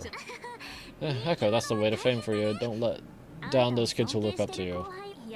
Honestly, that's my weakness. I can't allow myself to let adorable kids down. First, have everyone take part in the assembly process for the Megatron in the control room. Then, using this Megatron as a template, we'll build a smaller unit for Echo so she can try out the combat test program. So, follow me, everyone! Okay, that's a little weird. Hey, I like this one. That's a bit much. Wait, is it gonna talk to me yet? Yo, boss, been a while, so what do you think? Any improvements of my imitation? Which Furbo was it that liked to imitate me again? Ah, right, it's me, Furiflecto. Ah, boss, you probably don't know the full story. There used to be a limited edition baseball raccoon figure from Fluffy across the booth sitting right here, but I figured that this fan creation strayed a bit too far from the original design. Honestly, it just wasn't exciting enough. Did you destroy it or something? That's why I created this recreation based on my own understanding. Please call it an art. Tons of visitors keep coming to interact with me. Some pat my forehead. It feels good that I start furboing with delight. And some try to feed me instant noodles. I told them I don't like those and prefer leaves. It totally freaked them out. Why don't you come down? You're acting completely out of my character. Boss still doesn't really appreciate me. The money for Reflecto. Maybe I can prove myself in a head-to-head showdown. You'll finally see what I'm capable of. Oh, okay. Well, it's time to embrace a new creative philosophy. Do these things advance forward like the ones from Penacony? Oh,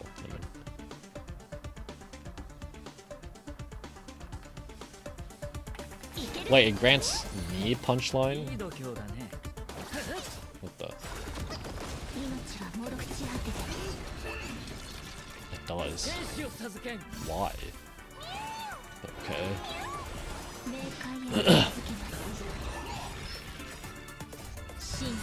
Try not to die, watch out.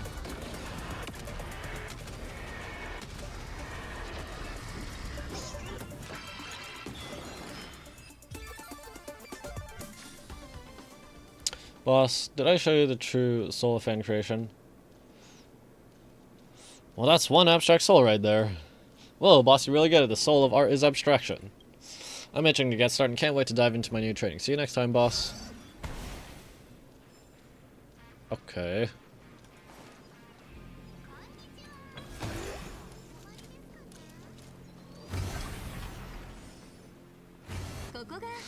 This is Parallax Core's Megatron Imagine Assist Design Lab. 15 years ago, the first Megatrons of Planet Arcadia were born here, and they immediately gained widespread social influence upon their debut.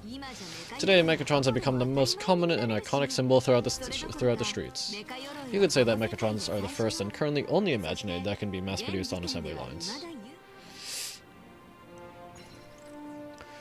Does Planet Arcadia really need that many Megatrons? Parallax Core have changed Planet Arcadia. Imaginae such as Megatrons, which can be produced and discontinued at will, are the perfect residents for Planet Arcadia, and perhaps the perfect IPC employees too. Creating your own workforce. In some people's eyes, being able to create an infinite army of Megatrons would be even better. So what resources does it actually take? Because wish power is not like a physical thing. Say, dear guests, do you know what the first step is to creating an Imaginae in Planet Arcadia? Submitting an application to the Department of Aberration Defense, drawing its physical form. I don't know.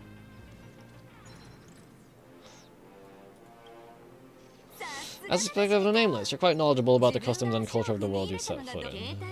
Drawing the physical form means humans using brushes to give shape to fictional beings, which was originally the domain of professional artists. But here, collective creation and standardized Megatron blueprints have replaced traditional artwork, improving standardized workflow efficiency and reducing wish power resource waste. In short, this is the industrial revolution everyone's been chasing. Okay, but surely someone is still creating the designs, like templates and whatever.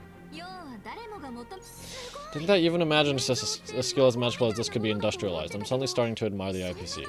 No, don't do it! This is just capitalism. All those freaking tech bros. When Sam Altman said he was gonna buy like 40% of the market's silicon wafer chips for RAM and whatever, and then something, and he didn't actually buy it, and it actually turned out to be a letter of intent and whatever. Friggin' stupid. It also dropped the what is it, Micron stock by a lot, which is okay, whatever. At least RAM prices are kind of dropping, but they're still not all the way down yet. Friggin' stupid tech bros. That's nothing. Our company aims to create 2 billion Megatrons for social production and public services before Arcadian calendar 2030, and that includes special combat Megatrons like the Daybreak Squadron. That's a staggering number. That is a quarter of the world's population right now. That's but can wish power of the people really really sustain so many Imaginae? That's why Parallax Core keeps turning out animations and the hero shows one after another. In other places, these are just entertainment, but here, they're legit breeding grounds for spiritual energy. All of this shall serve Madame Pearl's grand goals and ideals. Alright, back to square one. First up, let's go print the Megatron structure blueprint.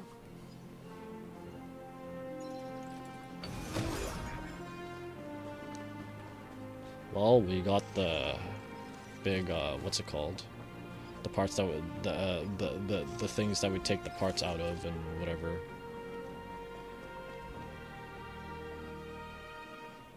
Is this like a proper window, or is that, or is this just like a, I mean, I feel like it's behaving like a proper window, but I can't exactly tell. Please adjust the Mechatron's design parameters according to your needs.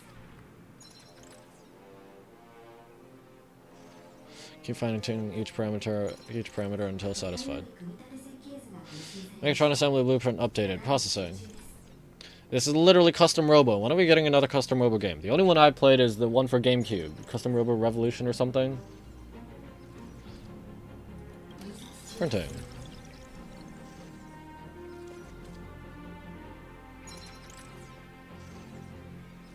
Am I supposed to have these weird outline things? Am I getting this visual bug thing again?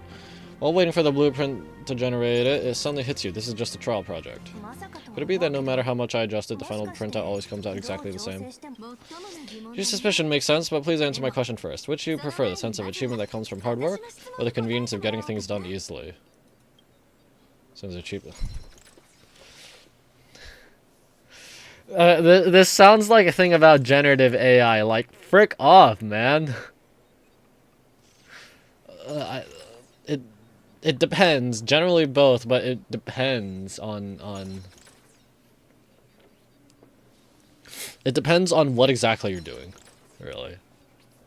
If I'm washing the dishes, I want this. If I'm, like, actually animating, then, yeah, I want this, although I haven't actually touched Blender in a long time.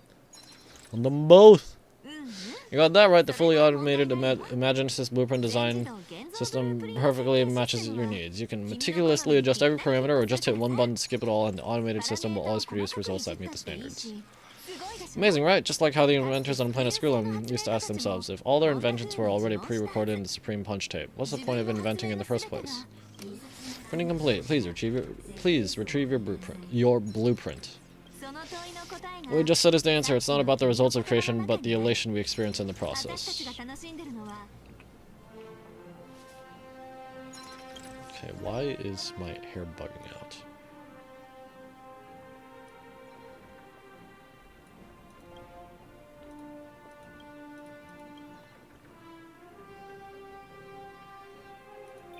Oh no.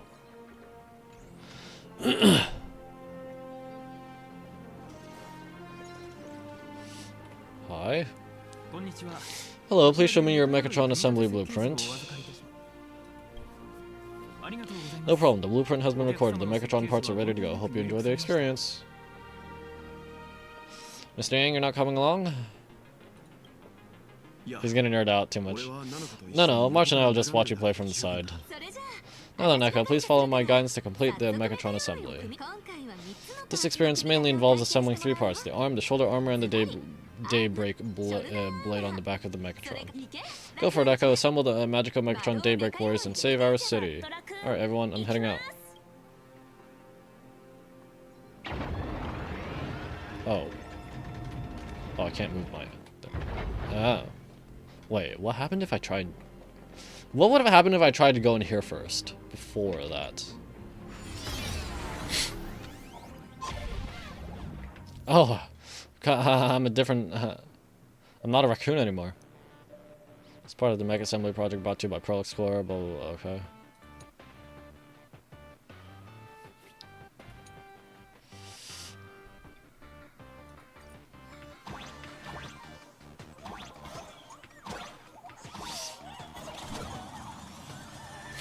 Nope.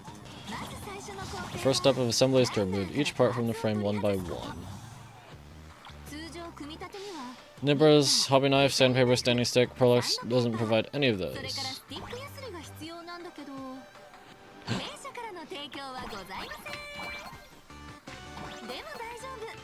But don't worry, the explosive device will solve all your problems. Just step on it bravely.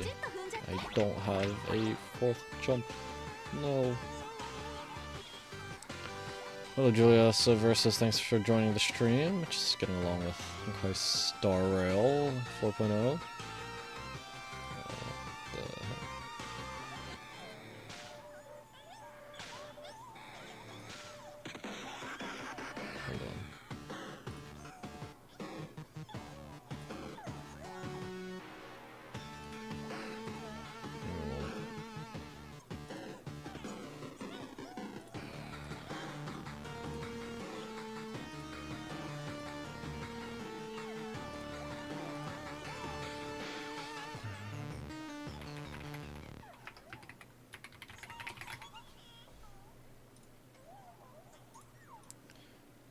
Okay.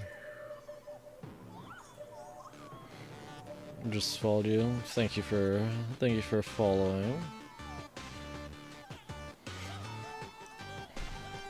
Hold on.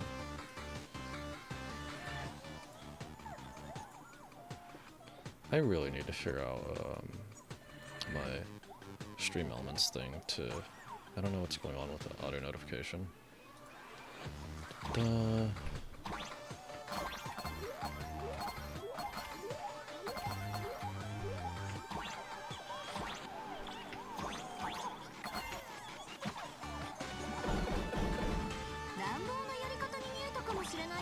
How are you doing today? I'm doing fine.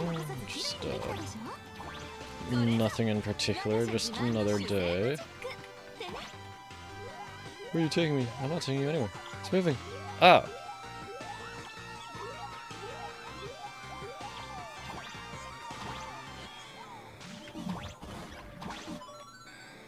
Lol.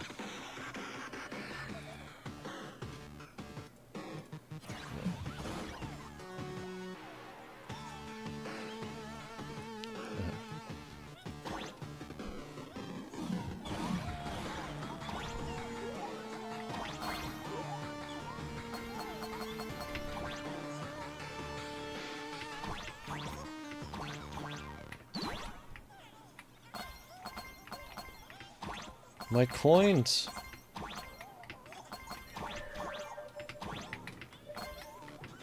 My coins!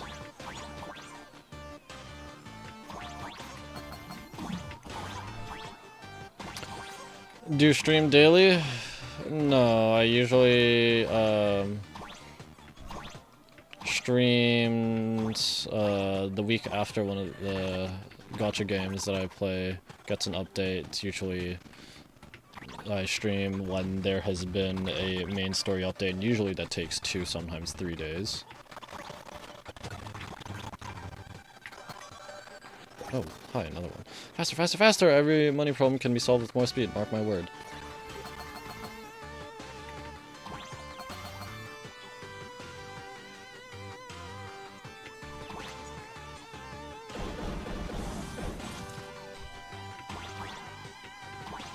What's up here? To escape from the drab daily... Let's escape from the drab daily life with me.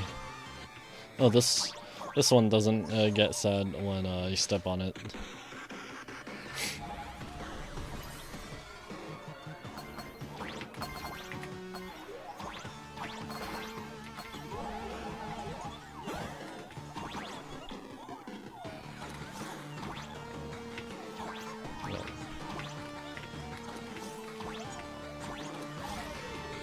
Okay. Bro? Okay.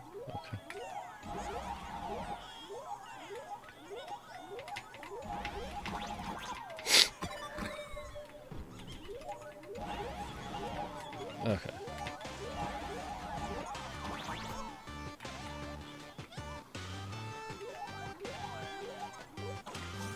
Bonk. Bonk. What's over here? Can't go that way either. Can't go this way either. Next, please activate the mechanical maintenance arm and align it with the shoulder joint base to connect the arm. Good, we're done with the arm for now. Next, activate the mobile maintenance rack and adjust the mech armor to the shoulder armor panel position. I don't even know what I did. Oh.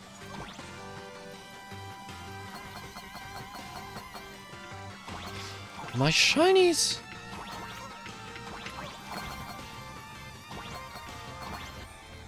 The cat's golden rule.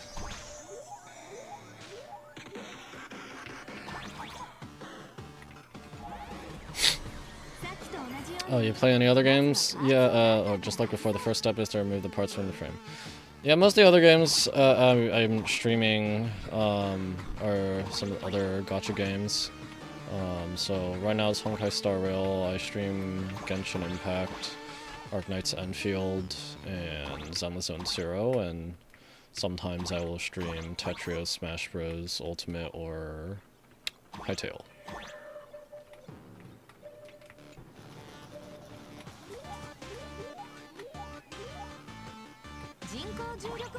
Artificial gravity field adjusting. Please exercise caution. Okay.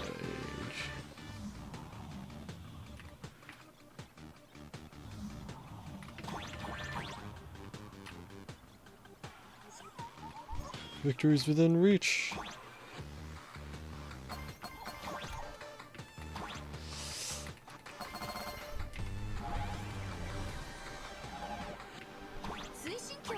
Activate the thruster and push the shoulder armor towards the unit, toward the unit interface.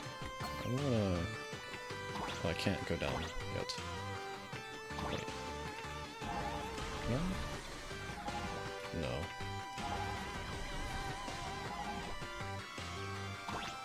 Give me the coins first.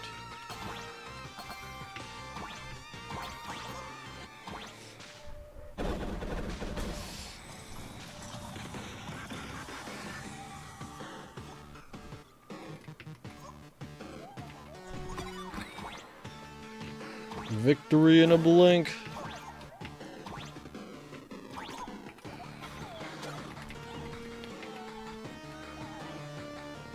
Oh. Wait, no, I wanted to grab that wisp thing. Frick. Beautiful, absolutely beautiful. This giant Mechatron is truly the soul of Prolix Core. Oh, wait. Do I go back to it?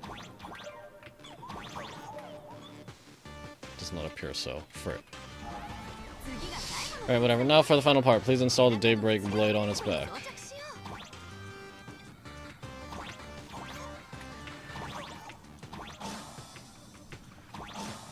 Oh. Aim the mounting point on the back and fire.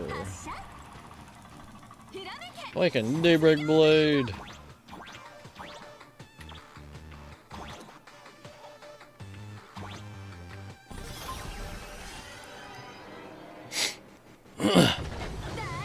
Mission accomplished. The colossal Mechatron you built with your own hands now will stand proudly in the center of this hall. The great hero of the Astral Express has graced this place, left behind a blueprint, and even contributed their own inspiration to the completion of the Mechatron statue. Blah, oh my goodness. Can't read it fast enough. This thing sucks!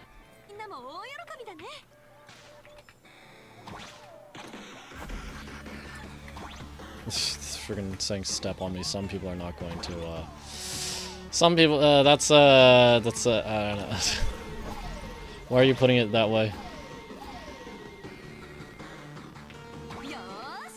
A new hero's born right here.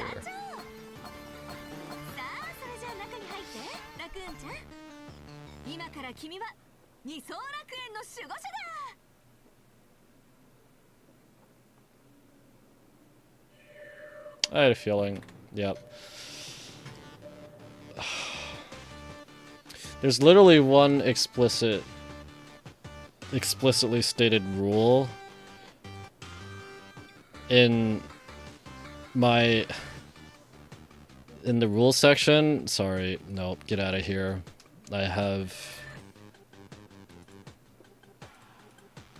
If you are a real person and not actually a bot, I apologize, but you can message me on Twitter or something. I don't like. No, just get out of here. I'm not looking to. I'm not interested in looking at art. All this stuff while I'm here. I don't want to get advertised about that stuff while I'm here.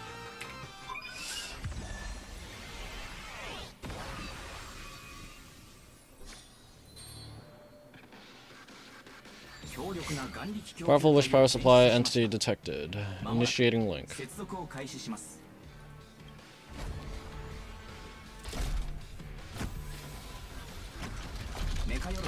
Mechatron synchronization rate 15%.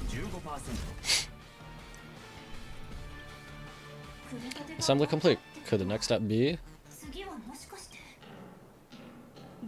That's right, with the completion of Megatron assembly, it's time for some heart-pounding combat. Megatron synchronization rate 39%, 42%.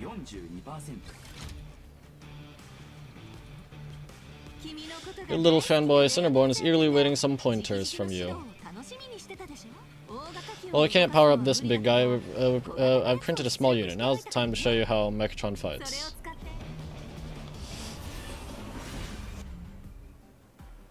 A little guy, like a custom robot. No, I don't know.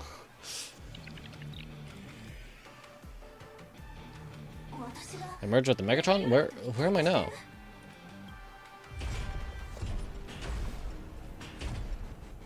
Is that a Penacony thing? It is! Well, of course, it's a combat testing sandbox. Look, those dazzling colors are like an express train traversing through the stars. Okay. Boop. It's even about the living stuff. What a powerful strike. That's our hero Echo.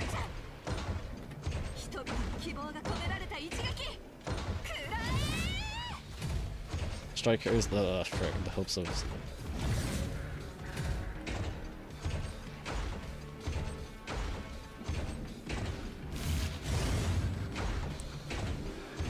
Oh my goodness. Am I stupid? Where'd I go? Oh, what the heck? Is this blocking? What? Okay.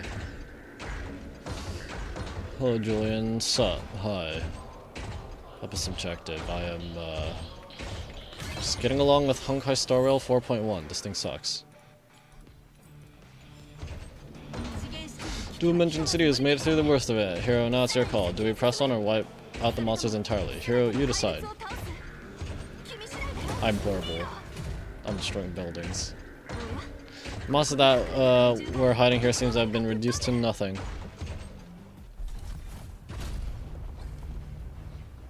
Clipping! Could it be the one and only Trailblazer Echo of the Astral Express walking towards us?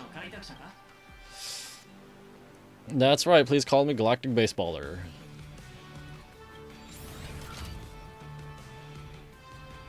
Galactic Baseballer, we've been expecting you. Although the giant shadow crisis in Dimension City has been dispelled, the real battle for you and the Daybreak Squadron is only just beginning. As the old and new generations of superheroes, you'll face off here to determine the victor. Wait, I'm fighting them now? Wait, what? Forged by raging fire, burn away the darkness, the star that sets the world ablaze, Blaze Weaver. Okay. Slice through the skies, wings of lightning from the blue heavens descend. Azure wing. Azure. Shatter the eternal night. Light blazing bright, the radiant vow of hope, dawn lance. Got through despair, unyielding blade of steel, edge that never fades, Cinderborn. You can do it, friend.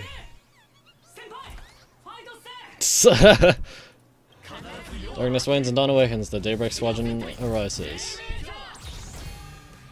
Oh, this is so cringe. What's going on? Derek's around. I'll just be nice. Daybreak Squadron, that was so cool.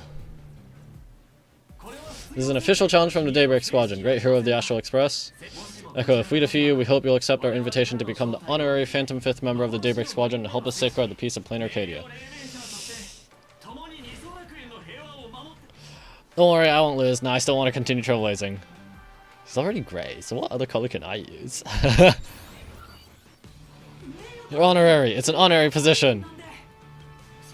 Hey, great. Didn't you have something to tell your hero? Now's the perfect chance. Oh?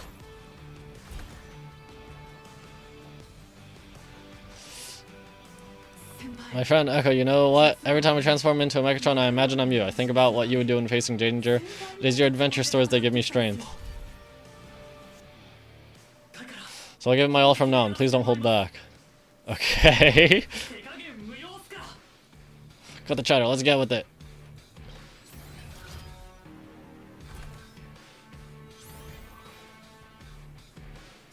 Now then. Why do they animate the robots have like a breathing idle animation too? Like, what? Let's settle this on the horizon where the Phantom Moon rises. Okay. Now the two of us see what you're made of. Oh. Come on, one and only Trailblazer Echo.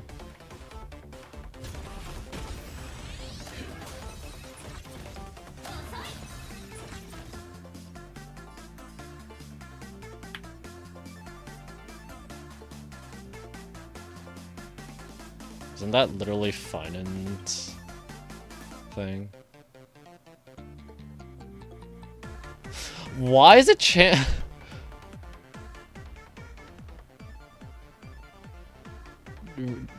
that's the relic set. Why am I have the relic set equipped? Okay. Oh goodness.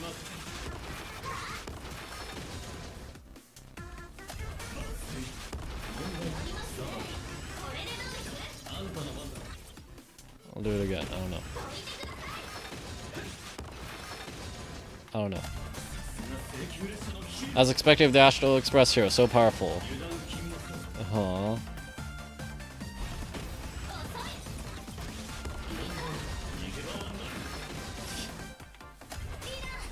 Lost Gray, I'll leave the rest to you. The owner is mine to cross blades with you. As heroes, we'll never back down, okay?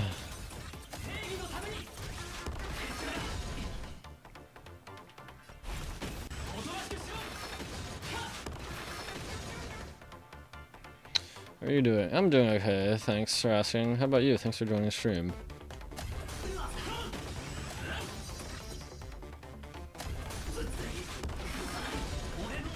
The strike contains all my respect, bring it on. Oh, okay. What, even the invincible Echo is reaching her limit? Nah, wish power. By the power of wish power something. Listen, those are people's wishes. Power converging as one. That is limitless possibility. Everyone's wishes, I receive them all. Trailblaze Infinity, go beyond? Never mind. Okay. I'm doing okay, just working on my Clara. Oh, here's the cutscene thing.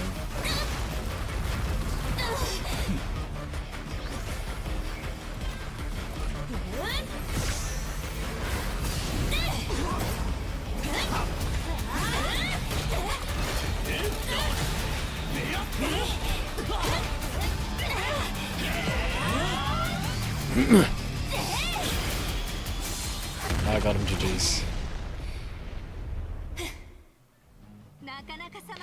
You really got into your character, Echo. That was some great acting.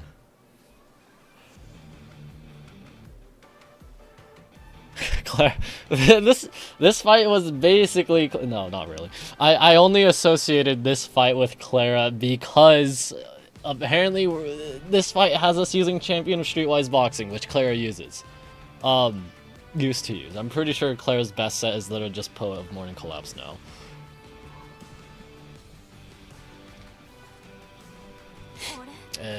Were we just fighting in a film studio? Don't tell me you actually thought you were fighting them in the real city. That ain't gonna happen. Madame Pearl's insurance fund would collapse. Doesn't matter if it was a real fight or a fake one. What matters is your experience. Did you have fun? Heck yeah, I wish I could go for another one. Man, just so. Anyway, I'll just take it as a default 5-star review. Hope to serve you again next time. It's so slow and clunky. Oh, Clara mid. Yeah, it's like back then, Clara could solo Simulated Universe, but as a standard 1.x unit, that's just doesn't cut anymore, unfortunately. I could just automatically go to positive rating. Looks like the Daybreak Squadron is waiting for you. You gave them quite a combat lesson appearance. Why don't you go share a few words with those youngsters? Oh, except for Bronya. I mean, Bronya still works in fighting teams, just because... Yeah. Who else is standard 1.5? Well, I guess Himiko can still work in Pure Fiction, but it still seems kind of difficult for her. I feel like she just doesn't... At this... Right now, she just straight up doesn't do enough damage. Yeah. I'll be the head. I don't understand that reference. Again, I didn't watch Power Rangers or Kamen Rider.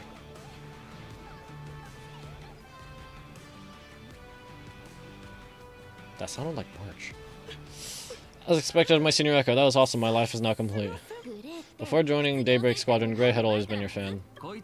That kid knows every story about the Astral Express like the back of his hand, and he's always looked up to you as his role model. Even as his leader, I'm nowhere near as important to him as you are. What an amazing battle. Well, more than beating you, we were hoping Gray would have a lasting impression on you. After all, being remembered by their idol is the highest form of praise for a fan, isn't it? Your team really gets along well. I will remember this battle today. Oh, you bet. Besides my senior echo, my teammates in the Daybreak Squadron are the ones I trust the most. I want Nihilux. Have they announced what role Nihilux is supposed to be? Is she Nihility? Speaking of Nihility, well, not that Ashvale is Nihility, but I think I saw something about how Ashvale's like follow-up attack actually applies a debuff, so it technically works for Acheron. It just doesn't fulfill her two other Nihility teammates requirements. But I guess if you have E2 Acheron, like I do, you could make it work. It's just that I'm not that interested in Nihilux. Hi wasn't go on Twitch this time. Thanks for joining the stream.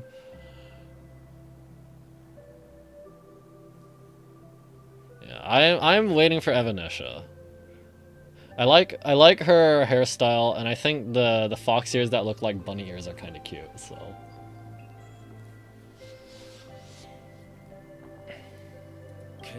Like Silverwolf 99, Silverwolf 999 just does not really interest me. It's a shame though. If Echo could really become the 5th member of our team, our recognition would rise even further. After all, many people still think we're just playing hero. Some people think she might be Elation, but I don't know. Low key, I forgot Elation as a path existed. I was not interested in pulling for Sparksy or Yao Guang. If Evanescia ends up needing any of them, well, you know, I'll just have to wait for a rerun.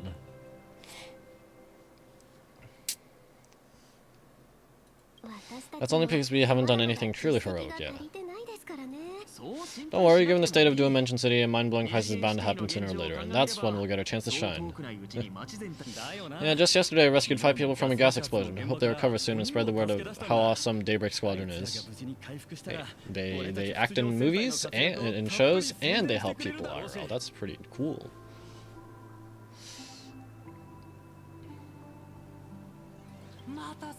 There you go again, casually saying the strangest things. Like the Astral Express, we don't need to act to prove something so as long as we stay true to our own path. True. Sooner or later, Daybreak Squadron will be recognized by everyone. Evanescia is cool, but I'm pulling for her right now. I'm not pulling. Oh, yeah. I gotcha. Silly you. Is the Astral Express all you ever think about? Why don't you just go join the Express as one of the nameless? Come on, don't make fun of me. I'm still just a rookie. How could I possibly be worthy of boarding the Express and fighting alongside the seasoned veterans? I mean, I was recruited within like an hour. But to be fair, that's because I kind of body blocked the Doomsday Beast's laser beam and survived or something, and I have a Stellaron in me, or yeah, so yeah. So long as you stay true to your own path, you guys are all remarkable heroes. Anyone who perseveres in their own life is a hero indeed. Thanks for your guidance, Trailblazer. And lastly, I wonder if you could take a picture with the rest of us. Trailblazer Echo, please take a photo together with us. Are you gonna take off the helmets? Whoa, my senior is so close to me that my heart's beating like crazy.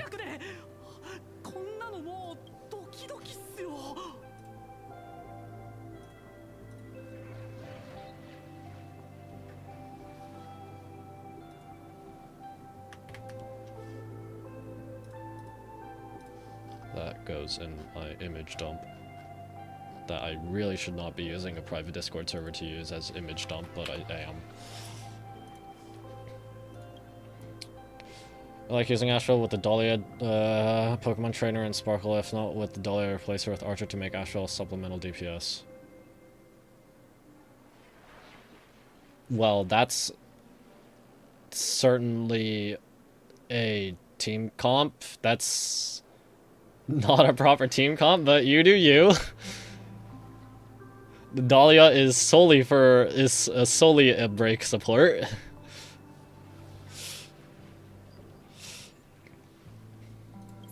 3, 2, 1.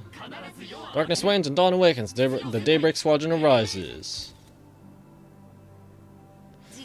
I wanted to get Rappa Light Cone, but I didn't because I lost Sparksy 50-50 to Himiko.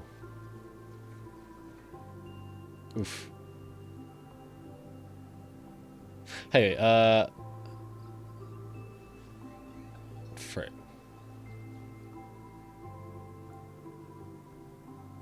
You know, I feel like I really hope, if Welt got if Himiko got a Nova Flare, I hope one of the things they do for her is they make her charges able to overcap. Because it really sucks when you have, like, when you just waste stacks because you happen to have bad timings or something where you break multiple enemies at once. And it's not always necessarily an issue of bad timing. Sometimes you just can't avoid it, breaking more enemies than necessary at once in order to trigger her follow-up attack. It is follow-up fun. I mean, if you want follow-up attacks, you get Robin.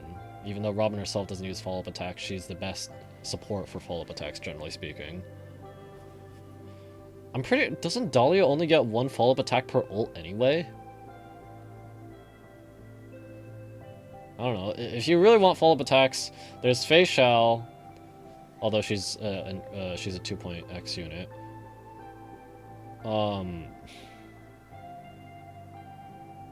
Sparkle works with follow-up attack characters, but she isn't really used with them.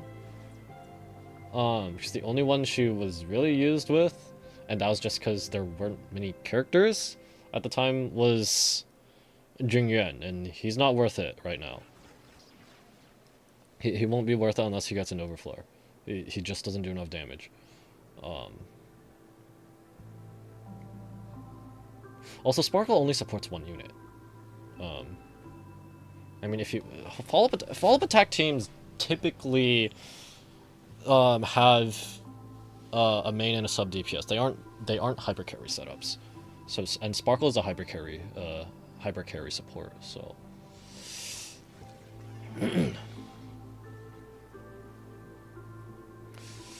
Well, it's good with Ashvale because he does debuffs and well, it's good because he does got debuffs and Welt do more damage with the buff characters, and they're gonna buff Welt. Okay, I'm just gonna say this now.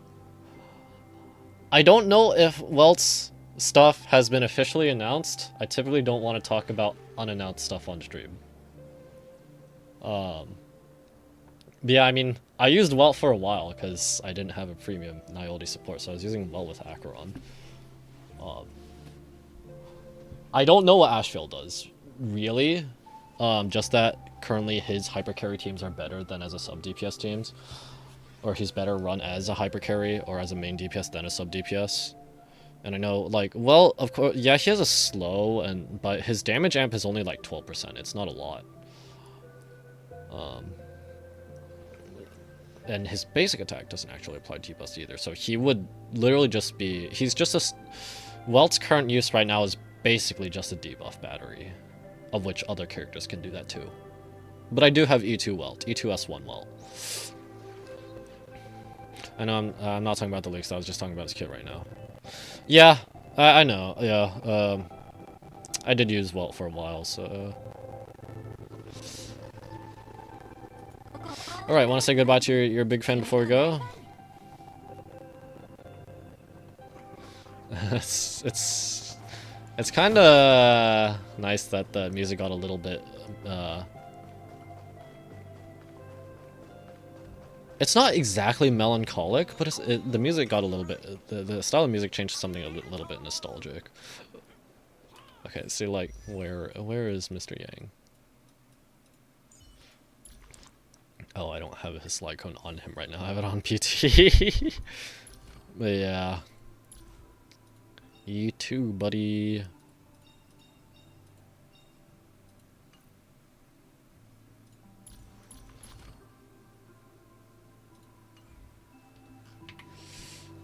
Blue, yellow, and you guys were amazing back there. If you record this for promo material, we'll definitely get a ton of new followers. If only we could have been the Nameless. We were actually so close during that Megatron fight. What are you talking about? There's no way it could have been Echo. Well, it's not entirely impossible, I'd say. Ever since I converted, I feel like both my mind and body have become so much lighter. Gray, you really should join us and do the same. Yeah, Gray, being a masked hero means facing all kinds of dangers. You'd definitely feel pretty bad if you couldn't contribute your strength to the team when we needed you the most. Oh, looks like your idol's here to see you. We'll wait for you backstage, Gray. Senior Echo, you good? Me? I'm fine. Totally fine. It was no surprise that you took us down without breaking a sweat. It's me. I'm just too weak. I'm always hesitant, whether in combat or dealing with life. Even though I know I can never become an amazing hero like you, Echo, I've always been trying my best to get closer to being just like you. It's a bit embarrassing to admit, but no one ever taught me the principle of how to live and behave growing up. I dropped out of high school pretty early and started hanging out with street gangs. Every time I threw a punch to intimidate someone, I thought I was being a hero. Oh.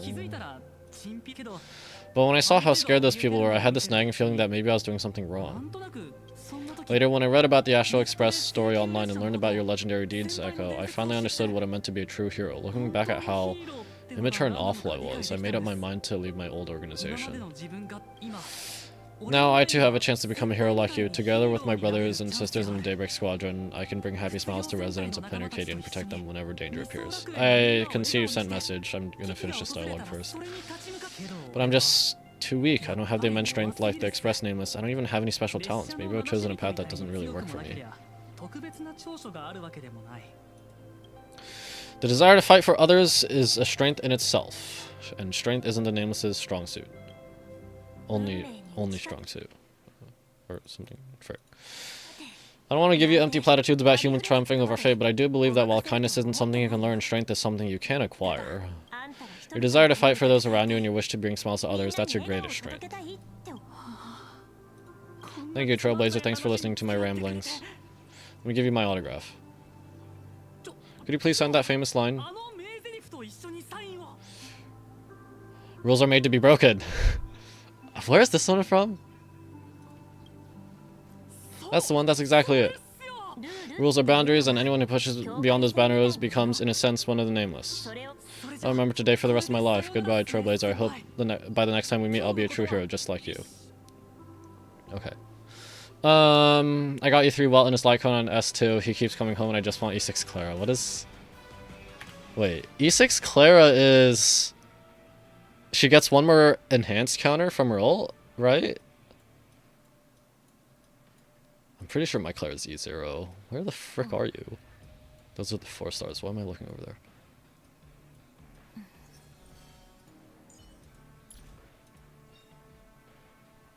Yeah.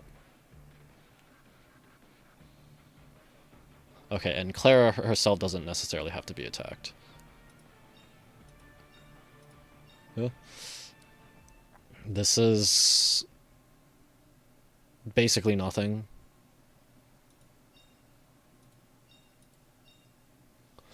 I'm not going to pull for Ashvale. I was just doing his trial, but I don't know what his Lycon does. I didn't read it.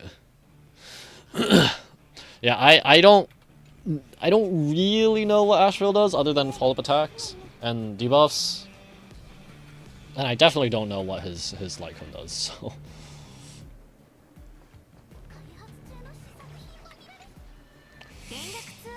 Well, that about wraps up today's tour. After seeing everything, what do you think? Looks like we've got quite a few fans. You're only realizing that now? That's your greatest advantage in joining the Phantasm games, a story that's already spread far and wide. Prolix Score's influence is truly something else. Indeed, rather than the power to rule this world directly, that individual draws in greater strength from Prolix. The stories and dreams spun by this enterprise are capable of stirring the future of Planet Arcadia and of serving as the cradle for new imaginary. Madame Pearl is waiting for you at the top of this building to discuss matters regarding the Phantasm games. I just realized your necktie thing has, yeah, mask. Comedy mask. Let me give you a little reminder. The rules of Phantasm games have never required any competition between supplicants. You seem to be well versed in this. As an IPC employee, I've said far too much. Your friends are waiting for you in the hall. You should go meet up with them. Don't keep them waiting too long. I hope they buff Clara. I hope they buff a lot of the characters, you know, but it's a gacha game, and it's Hoyoverse, no less.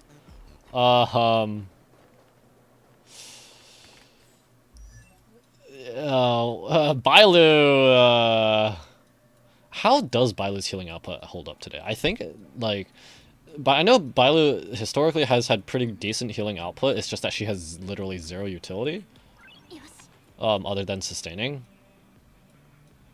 And who else was on standard? Bronya is like a budget option for Finun. Himiko is just on the weak side, but she isn't horrible. Who else is standard? Japard.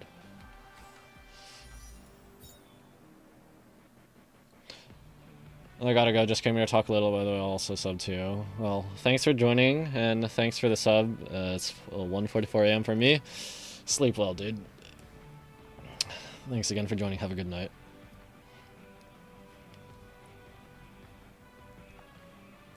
I did not realize I stocked up 88 standard pulls. Did I buy this month's? Okay, good.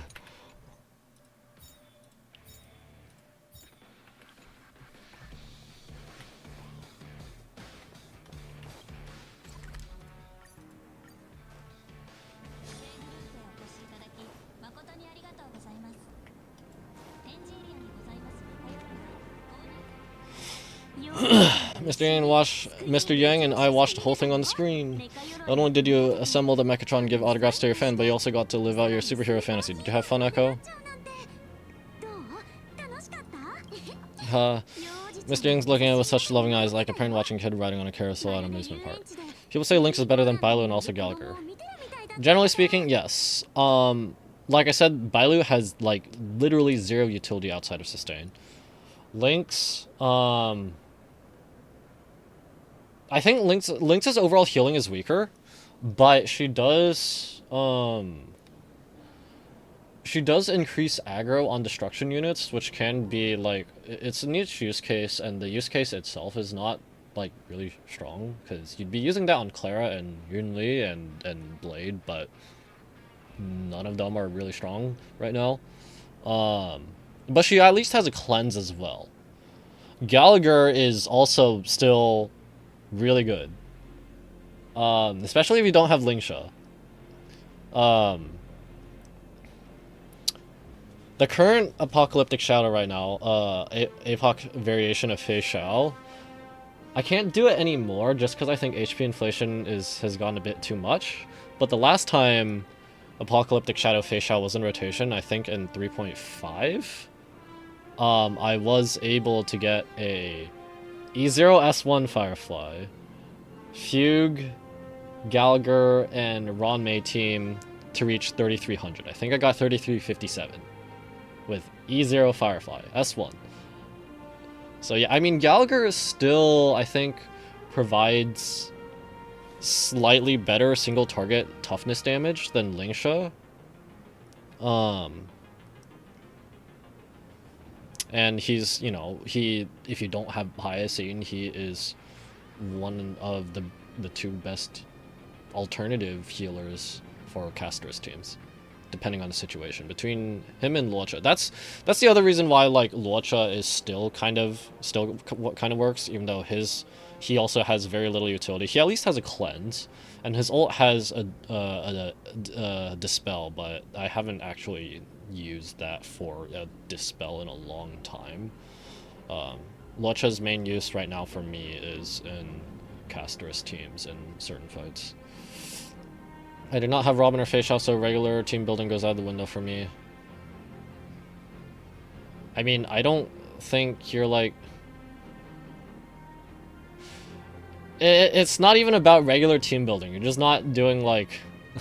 There are budget options with Moze or Moze. It's Moze, but Chinese pronunciation is... I don't remember the tones, but it's like Moze. Like, I don't have Robin either. Like, it seems like you're just kind of cobbling up together whatever you like, and if it works for you, then that's fine. If it doesn't work for you, but you like it and you don't mind it, then that's fine. That's you do you. But I'm just saying, objectively speaking, your team comps are really weird. I want Blade. I was thinking about pulling for Maide, but when I got a Rerun, I was pulling for another character. I also don't have Robin, and I don't want to pull for her. I wasn't really interested in pulling for Robin, even though she would have made some things a lot easier. I don't always pull for meta picks either, but I still want to be able to clear endgame, and sometimes I really struggle. I do not mind weird.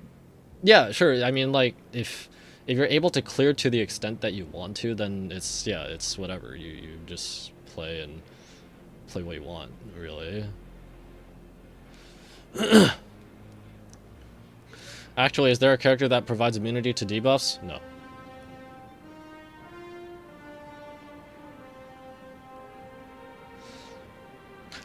Not to allies.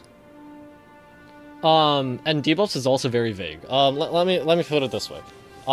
So as a strict statement, that's a no, but Aventurine's shield provides like 50%. Is it effect res or CC immunity? Aventurine shields provides like a 50%, I think it's effect res, to allies with shields. But Aventurine shields at this point, even though he is technically the second strongest shielder, he is not really used much at this point, just because Pokemon Trainer is so prevalent. But he provides, I think, better toughness damage, and I don't know how his target, how his ult, like the damage amp from his ult compares to the attack boost from Pokemon Trainer. Fu Xuan, when she uses her skill, she can prevent CC from applying to any ally in one attack instance per skill usage. So those are the two closest ones. Firefly gives herself, I think, effect res when she's in combustion.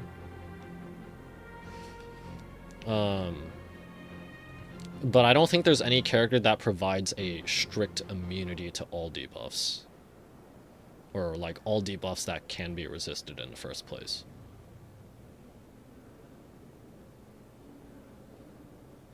I mean, that would... Well, I don't know. I feel like... I wouldn't really want... I'm not sure I would really want a character like that, because if they make a character like that, then they're probably going to make enemies that can apply a boatload of debuffs, which would be incredibly annoying if you don't have the character. I mean, the past, the present, and the whatever enemies, that trio enemy from Penacony, the one with the pipe, the one with the cup, and the one with the violin. Holy frick, those enemies are so annoying with those debuffs. But yeah. Indeed, seeing Echo so happy reminds me of my younger self. Those are the days. Back when you were the Hersher of the Void or something. The Hersher of Reason, I think. What are you talking about? Mr. Yang, you're still as young as ever. Oh right, we've been wandering around here for ages and seen everything there is to see. What's this Madame Pearl really up to? I understand everything she wanted to show us. There are just a few questions I'd like to confirm with Miss Nihilux. Miss Nihilux? Where'd she go? Ah, there you all are. We've been looking everywhere for you. The secretary's office sent Agent Feld here to keep you company while you wait, but he said he couldn't find any of you. What, this guy's the assigned agent? Then who's that Miss Nihilux from earlier? Just as I thought, that woman seems pretty suspicious. Yep. no one even bothered to check her, like, when she bought the souvenirs for us on Pearl's tab, no one even bothered to check Nihilux's ID. Lamau? Wait, if Mr. Feld is the one who's supposed to meet us, then who's Miss Nihilux? Miss Nihilux? Who? I got him GG's. Agent Nihilux, the IPC ranking, an IPC ranking P30, who works at Prolux Core's Imaginesis Technology Department. P30, Imaginesis Technology Departments, and when did Prolux Core have an Imaginesis Technology Department? Got him GG's. Could you be some kind of corporate spy who snuck into the building? She just wanted to meet me. This is a real mess. What are those security guards even doing? Distinguished guests, are you hurt? Or did she trick you into giving her money or anything like that? Nope. No, not at all. Can't believe she lied to me. I'm her. Ah, I gave her an autographed photo. This lady seemed totally legit. She smoothly guided us around the place like a pro. I thought she was one of your people. I need to report this to security right away. She can't have gone far. Let's catch her in the act. Hey, Lamau. Thank you for your help, Astral Express crew. Madame Pearl has been waiting for quite some time. If it's convenient, shall we head out now? I'll show you the way. Please inform Madame Pearl that the 3 guests from the Express will arrive shortly.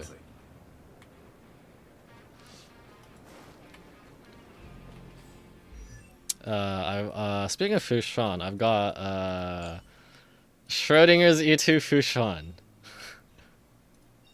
I'm not activating this in case like I end up using her in one of my clears that I want to be like, when I post my endgame clears, I generally want them to be as applicable as possible, and since you can't disable Eidolons, like I don't want to activate those. It's kind of annoying.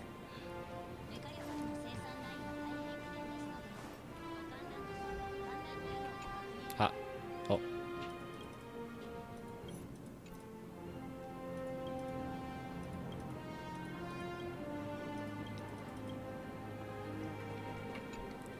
Pearl さんはメカ鎧の製造工程をすべて見せてくれたな。おそらく。What the? It's just like Penacony.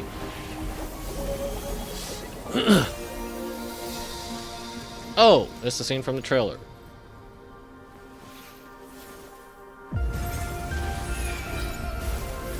Okay.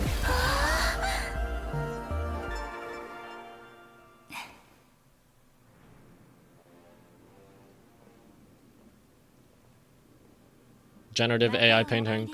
Hello, guests from the Astral Express. Nice to see you again. Thank you for your gracious hospitality, Madame Pearl. I understand there was a minor incident in the lower lobby involving someone impersonating a Perlox employee. I hope it didn't spoil your enjoyment. It was actually pretty fun. We're fine, don't worry about us. But how are things with you? Did you lose any valuable tech, blueprints, or top secret info? No, Perlux's data firewall remains untouched, and all assets under security network surveillance are intact. The only change is an additional expense claim under my employee ID. Oops. Never mind, I can make a preliminary assessment that this is the result of someone's monetary impulse. How does she even have Pearl's ID, actually? Lately, mishaps have been piling up like dark clouds before a downpour, casting shadows of uncertainty over my plans. Could you be referring to the Herald of Death? Right, Nihilix was a fanfic writer, yeah. I totally forgot about that. 33 citizens were found dead in the Dovebrook district. In addition, an IPC specialist assigned to negotiate the purchase of a mask of elation died in an unexpected incident. Oh yeah. Was that stated last time that Scott was assigned to negotiate the purchase of the mask? Even though it was eventually given to us, or given to us before that. This party has made overt threats to public order and is clearly challenging the IPC. My intuition tells me this is only the beginning.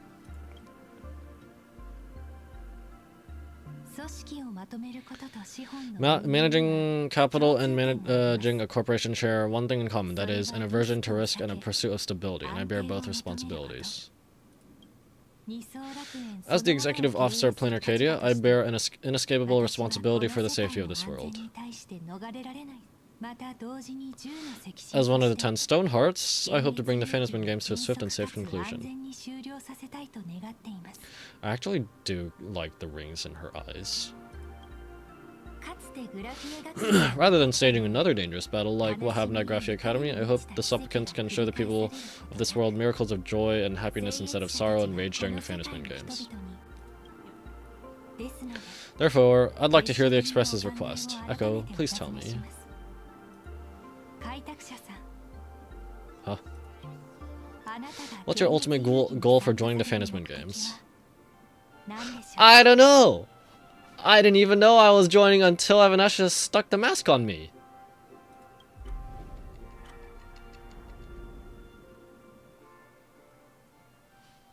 Before setting off, you spoke to Himiko about your goals for the Phantom Moon games. Yeah, there was that. Echo, you mentioned earlier that you want to talk about the Phantom Moon games with me. About the goal of the Phantom Moon games. Fantas. I'd like to talk about our ultimate goal for participating in the Phantom Moon games. Got something in mind? I think the rules and rewards for the Phantom Moon games are a little too vague. That's exactly what I thought when I joined the games 15 years ago. These games allow supplicants to do anything, good or evil. As a result, everything that unfolds in the course of these games exists beyond control. What's more vague is that winners is what winners can do when they share the power of the elation. According to legends and historical records from Ahatopia, victors typically first witness the manifestation of Aha themselves. They listen to the victor's wishes and grant them permission to use their power, and the supplicants of this power seem to be boundlessly vast. When faced with countless choices, the situation becomes even more thorny than having no choice at all. Sometimes I wonder, if we had agreed to become the leader of the Anti-Destruction Alliance, how would this trip have turned out? I want Aha to be the leader. If I win, I'll give up sharing Aha's power and ask them to be the leader of the Anti-Destruction Alliance. Take that, Assault Pramod. That's such a hilarious idea. I can totally picture it. I'm being dead serious. I'm not joking around. I get it. That's actually a brilliant idea. To begin with, this is far more meaningful than taking up God's authority and squandering it freely for a single minute. Secondly, placing an Eon on the righteous cause of opposing the universe's greatest threat is something neither the IPC nor the God itself could reasonably object to. Finally, this would also help us avoid the risk we currently face. Cooperating with the IPC while remaining wary of being drawn into its ambitions during the operation of the Anti-Destruction Alliance. If we handled the negotiations well, perhaps Aha could stand behind the Astral Express, just like our cooperation with the Shensoul, where we could maintain distance from one another while offering support from afar. The only question is, will Aha agree? Just for kicks. Don't worry about that. From what I know about them, they'll agree. What kind of God games would they be if they broke their own rules? Besides, they still owe the Express a debt. Huh?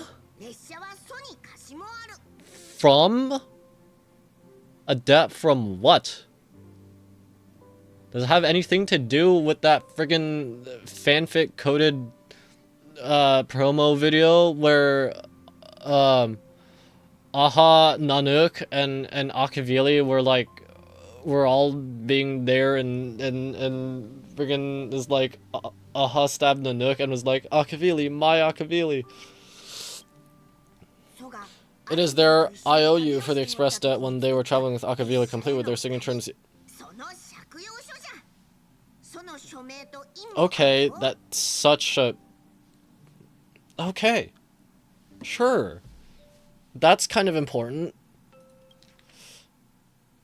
There's a written statement of it. Solely for the sake of fun, I have, on numerous occasions during my voyage aboard the Astral Express, misappropriated and vandalized public property of the Express, thereby incurring financial losses to the Express and liability for third-party damages.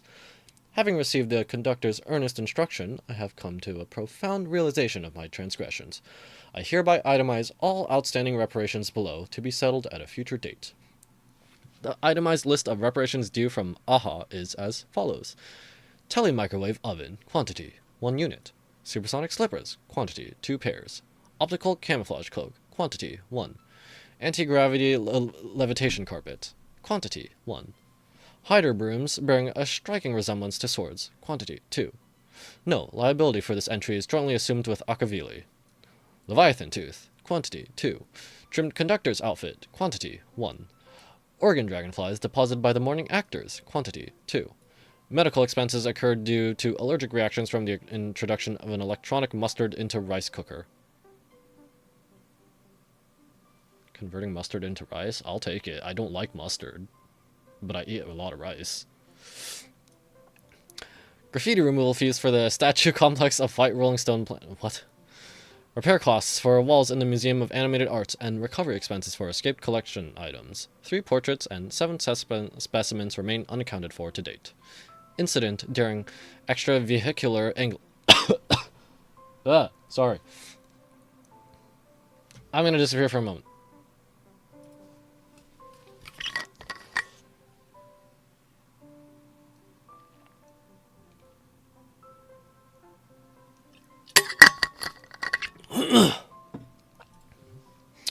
Incident during extravehicular angling. An erratic comet fish caused a collision resulting in damages to 3.14159265358979323 solar sails on planet Goldberg.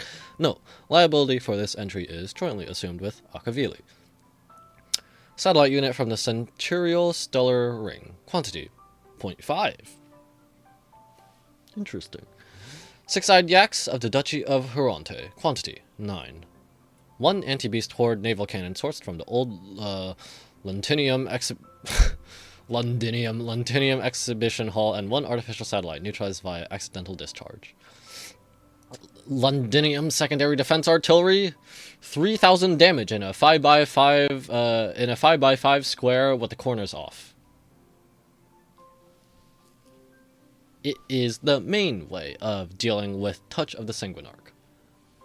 Several pillows lost to the atmosphere of planet Slide during a pillow fight, inclusive of Conductor Pom-Pom's favorite bolster. Fines levied by the Cosmic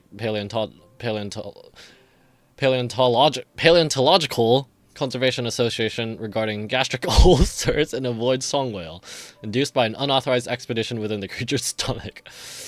Xenohydras released from custody of the architects. Quantity 3. I don't remember who the architects are, other than Belboga Architects is something about that, the ornament set. Roaring Golden Pothos. Quantity 1. Accrued multiple outstanding tabs at World's End in the capacity of a nameless. Oh, is that? This is why Aha's banned. A shockingly lengthy entry, extensive enough to reach the ground. Crispy, crumbly pom-pom pie, times 22. Of which 3 were utilized as fishing bait, 9 dispensed as yak fodder, 10 deployed as projectiles against space pirates during a skirmish. Please accept my sincere apologies for the misappropriation of the conductor's labor-intensive provisions. Half an Astral Express. What? Aha just casually lost half the... I mean, it's a train. Aha could definitely do that super easily. Deader. Aha. This scrawled signature looks sketchy no matter how you look at it himself. Is this... No matter how you look at it. Is this really from Aha themselves? Passenger Echo, use this to blackmail them. That one will definitely give in to your demands. Okay. You're just telling me to casually blackmail an Eon. Probably. So you're saying you want Aha to take on the leadership of the Anti-Destruction Alliance.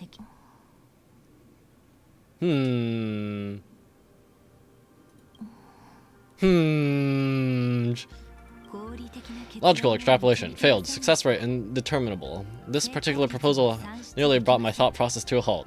LML. Like Palma, trying to process something. This request is far too lacking in structure, yet within an irrational context it seems to conceal a certain kind of logic. If the universe is a master of relations playground, then they should do something about this playground that's about to be destroyed. As expected of the Trailblazer, your thinking is so out of the box. I've learned something today, Echo.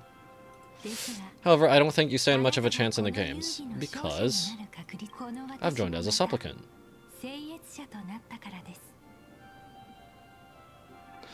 So is this going to be a boss fight? Can Intellitrons also become the supplicant? Not a single rule in the Phantasm games requires supplicants to engage in combat, so there's no need for hostility between us. Planar Katie's administrator is a supplicant. At the same time, she has at her disposal assets of staggering magnitude, Prolux core among them. With money and power on her side, wouldn't her chances of success be way higher than ours? Okay, and Iron Tomb.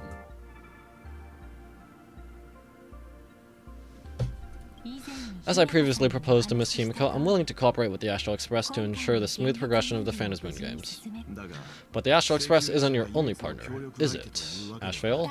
I have 2 other allies, however you all are my most promising ones. Once the Astral Express joins, it will maximize the safety and success of this Eonic game. Well, what counts as success? Because I think your definition of success is different from mine. And I'll do everything in my power to fulfill my partner's wishes within that limited minute. This is just like the Anti-Destruction Alliance. She's here to recruit us. As I told you before, our strategy is to become a sail, advance, and retreat together. The Astral Express is not a lone supplicant, since we have our own allies in the games. An ally like Sparksy? It's true that you defeated her and took her mask, but given her typical decision-making style, Sparksy isn't exactly what you'd call a reliable ally.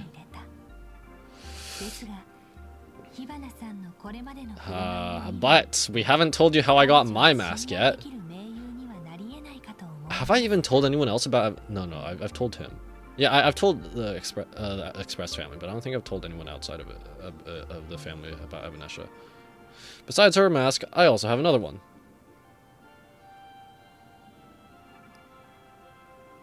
Sunday! I had to take a moment to think about that.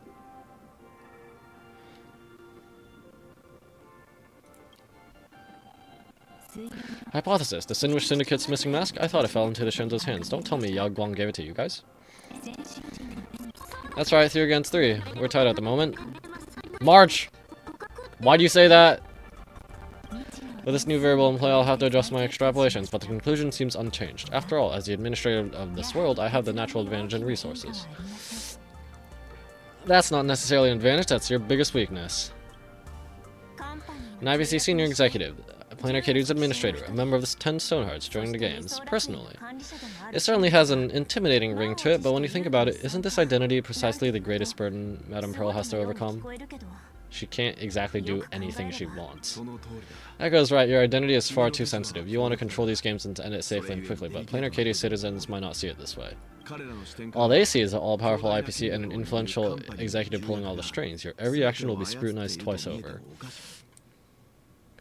People don't want to see the IPC win, people want to see heroes triumph. A sharp observation, I must say. Quite impressive. But I do not believe you yourself would overlook this. Madame Pearl, what is it you seek to obtain from the Phantasm games at any cost? What I seek is a treasure lost to this world's history. Under you create Graphi's divine art of evanescence. I keep forgetting, is it Benzai Tengoku or Bison Tengoku? I think it's Benzai Tengoku, right? Does that have something to do with the painting? Hard to believe, no? My birth originated from the theme assigned by the celestial differentiator of Planet Screwlum, art.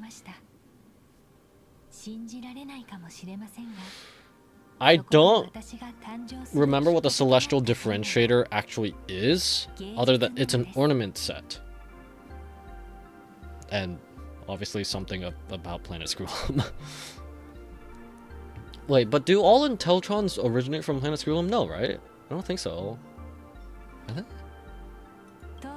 At first, I was nothing more than a machine that imitated human paintings. For an Intellitron, generating works of art is no great challenge. Generative AI! It's not art. Day after day I studied. Day after day I exhausted every possibility. I could instantly analyze the proportional structure and pigment composition of any painting. I could precisely reproduce every pixel of Graphia's masterpieces, yet I could not create as she did. There is no soul! Graphia's ultimate creation was establishing the world and canvas at the end of the Phantasm games. I want to understand her thoughts at that moment and touch the essence of creation. Is this your personal pursuit or the IPC's demands on this world? Both.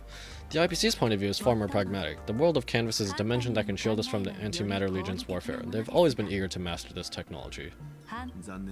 Unfortunately, it seems we can't convince each other to back out for now. Then I have another proposal.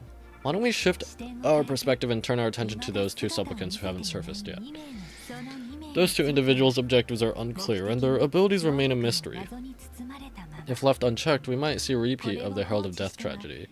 I have a cooperation proposal that can help us gather intelligence on them, and I'm willing to share this piece of information with you all. I'm guessing that doesn't come for free, right? That is correct, but all you need to do is sacrifice a tiny sliver of your reputation. Huh? Before we move on to the details of our cooperation, would you like to take a short break and have some tea to wet your whistles, or shall we continue?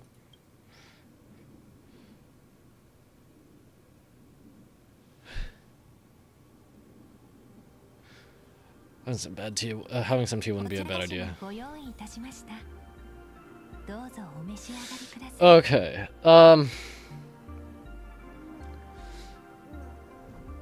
I'm feeling a little pooped, and it has been 2 hours and 30 minutes. I know that's a little on the short side by about 30 minutes, even though it's never really been super consistent. I generally want to go for 3 hours, but I started, like, it is... I know, like, in the past I have regularly gone to 12 o'clock, but I'm just not really feeling it continuing here today, and it gave us a spot to pause. So I am going to be calling it here for this stream.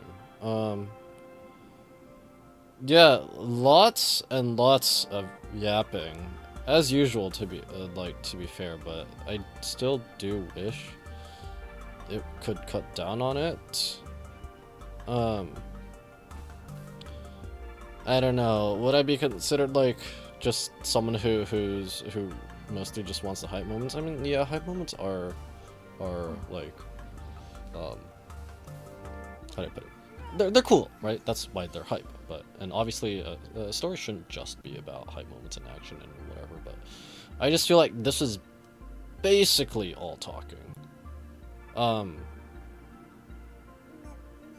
And for like, obviously it's a story-focused game, but like, and to be fair, I play Arknights as well, and the story in that is like, you know, it's also basically all visual novel style, I guess.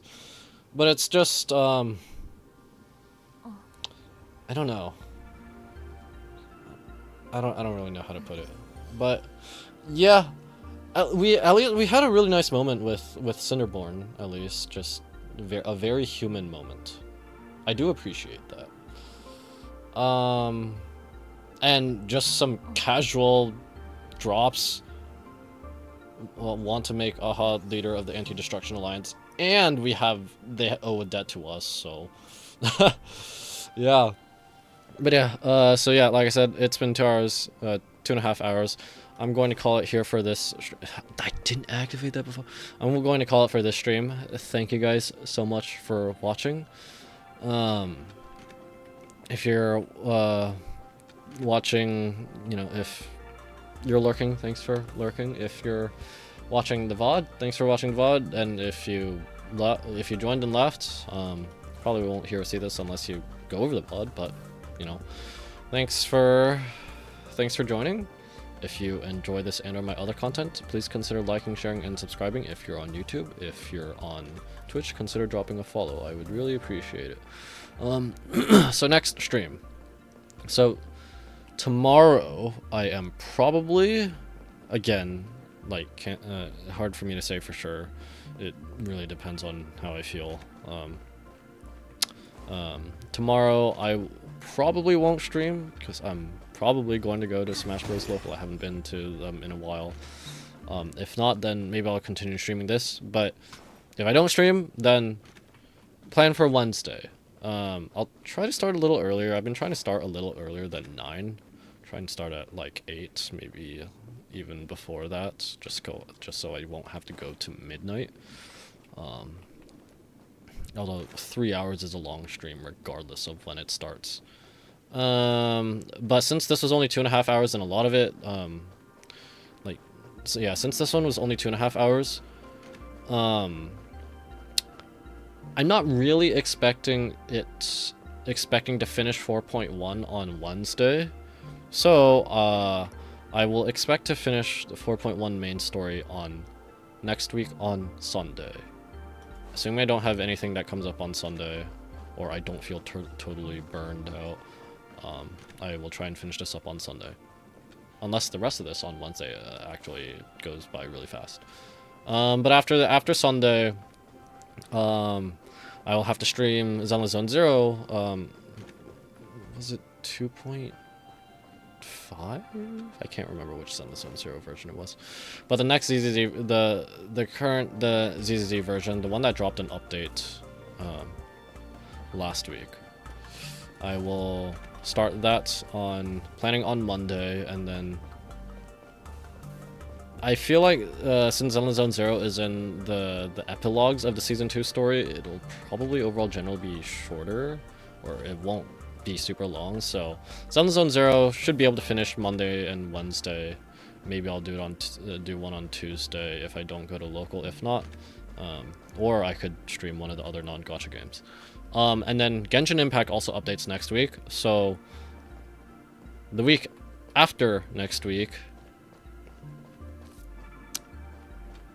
If it has main story, then I will stream that.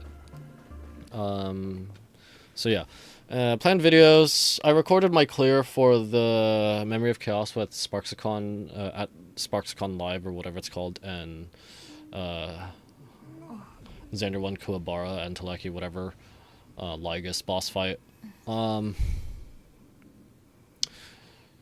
So I'm gonna have to edit that. I'm gonna try and get that out in a few days. And Sparksicon boss, the Memory of Chaos rotates out in a week, so I'm gonna have to really get out a guide on that again. It's probably gonna. I'm really gonna be, unfortunately, gonna be pushing the date on that again. Just because I've just been having stuff going on. So yeah, that is my planned stream, kind of rough planned stream schedule, and videos, ideas, and whatever. So yeah, once again, that's it for this stream. Once again, thanks for watching, and see you next time. Bye bye. Next stream. Good night. Good night, Weiss.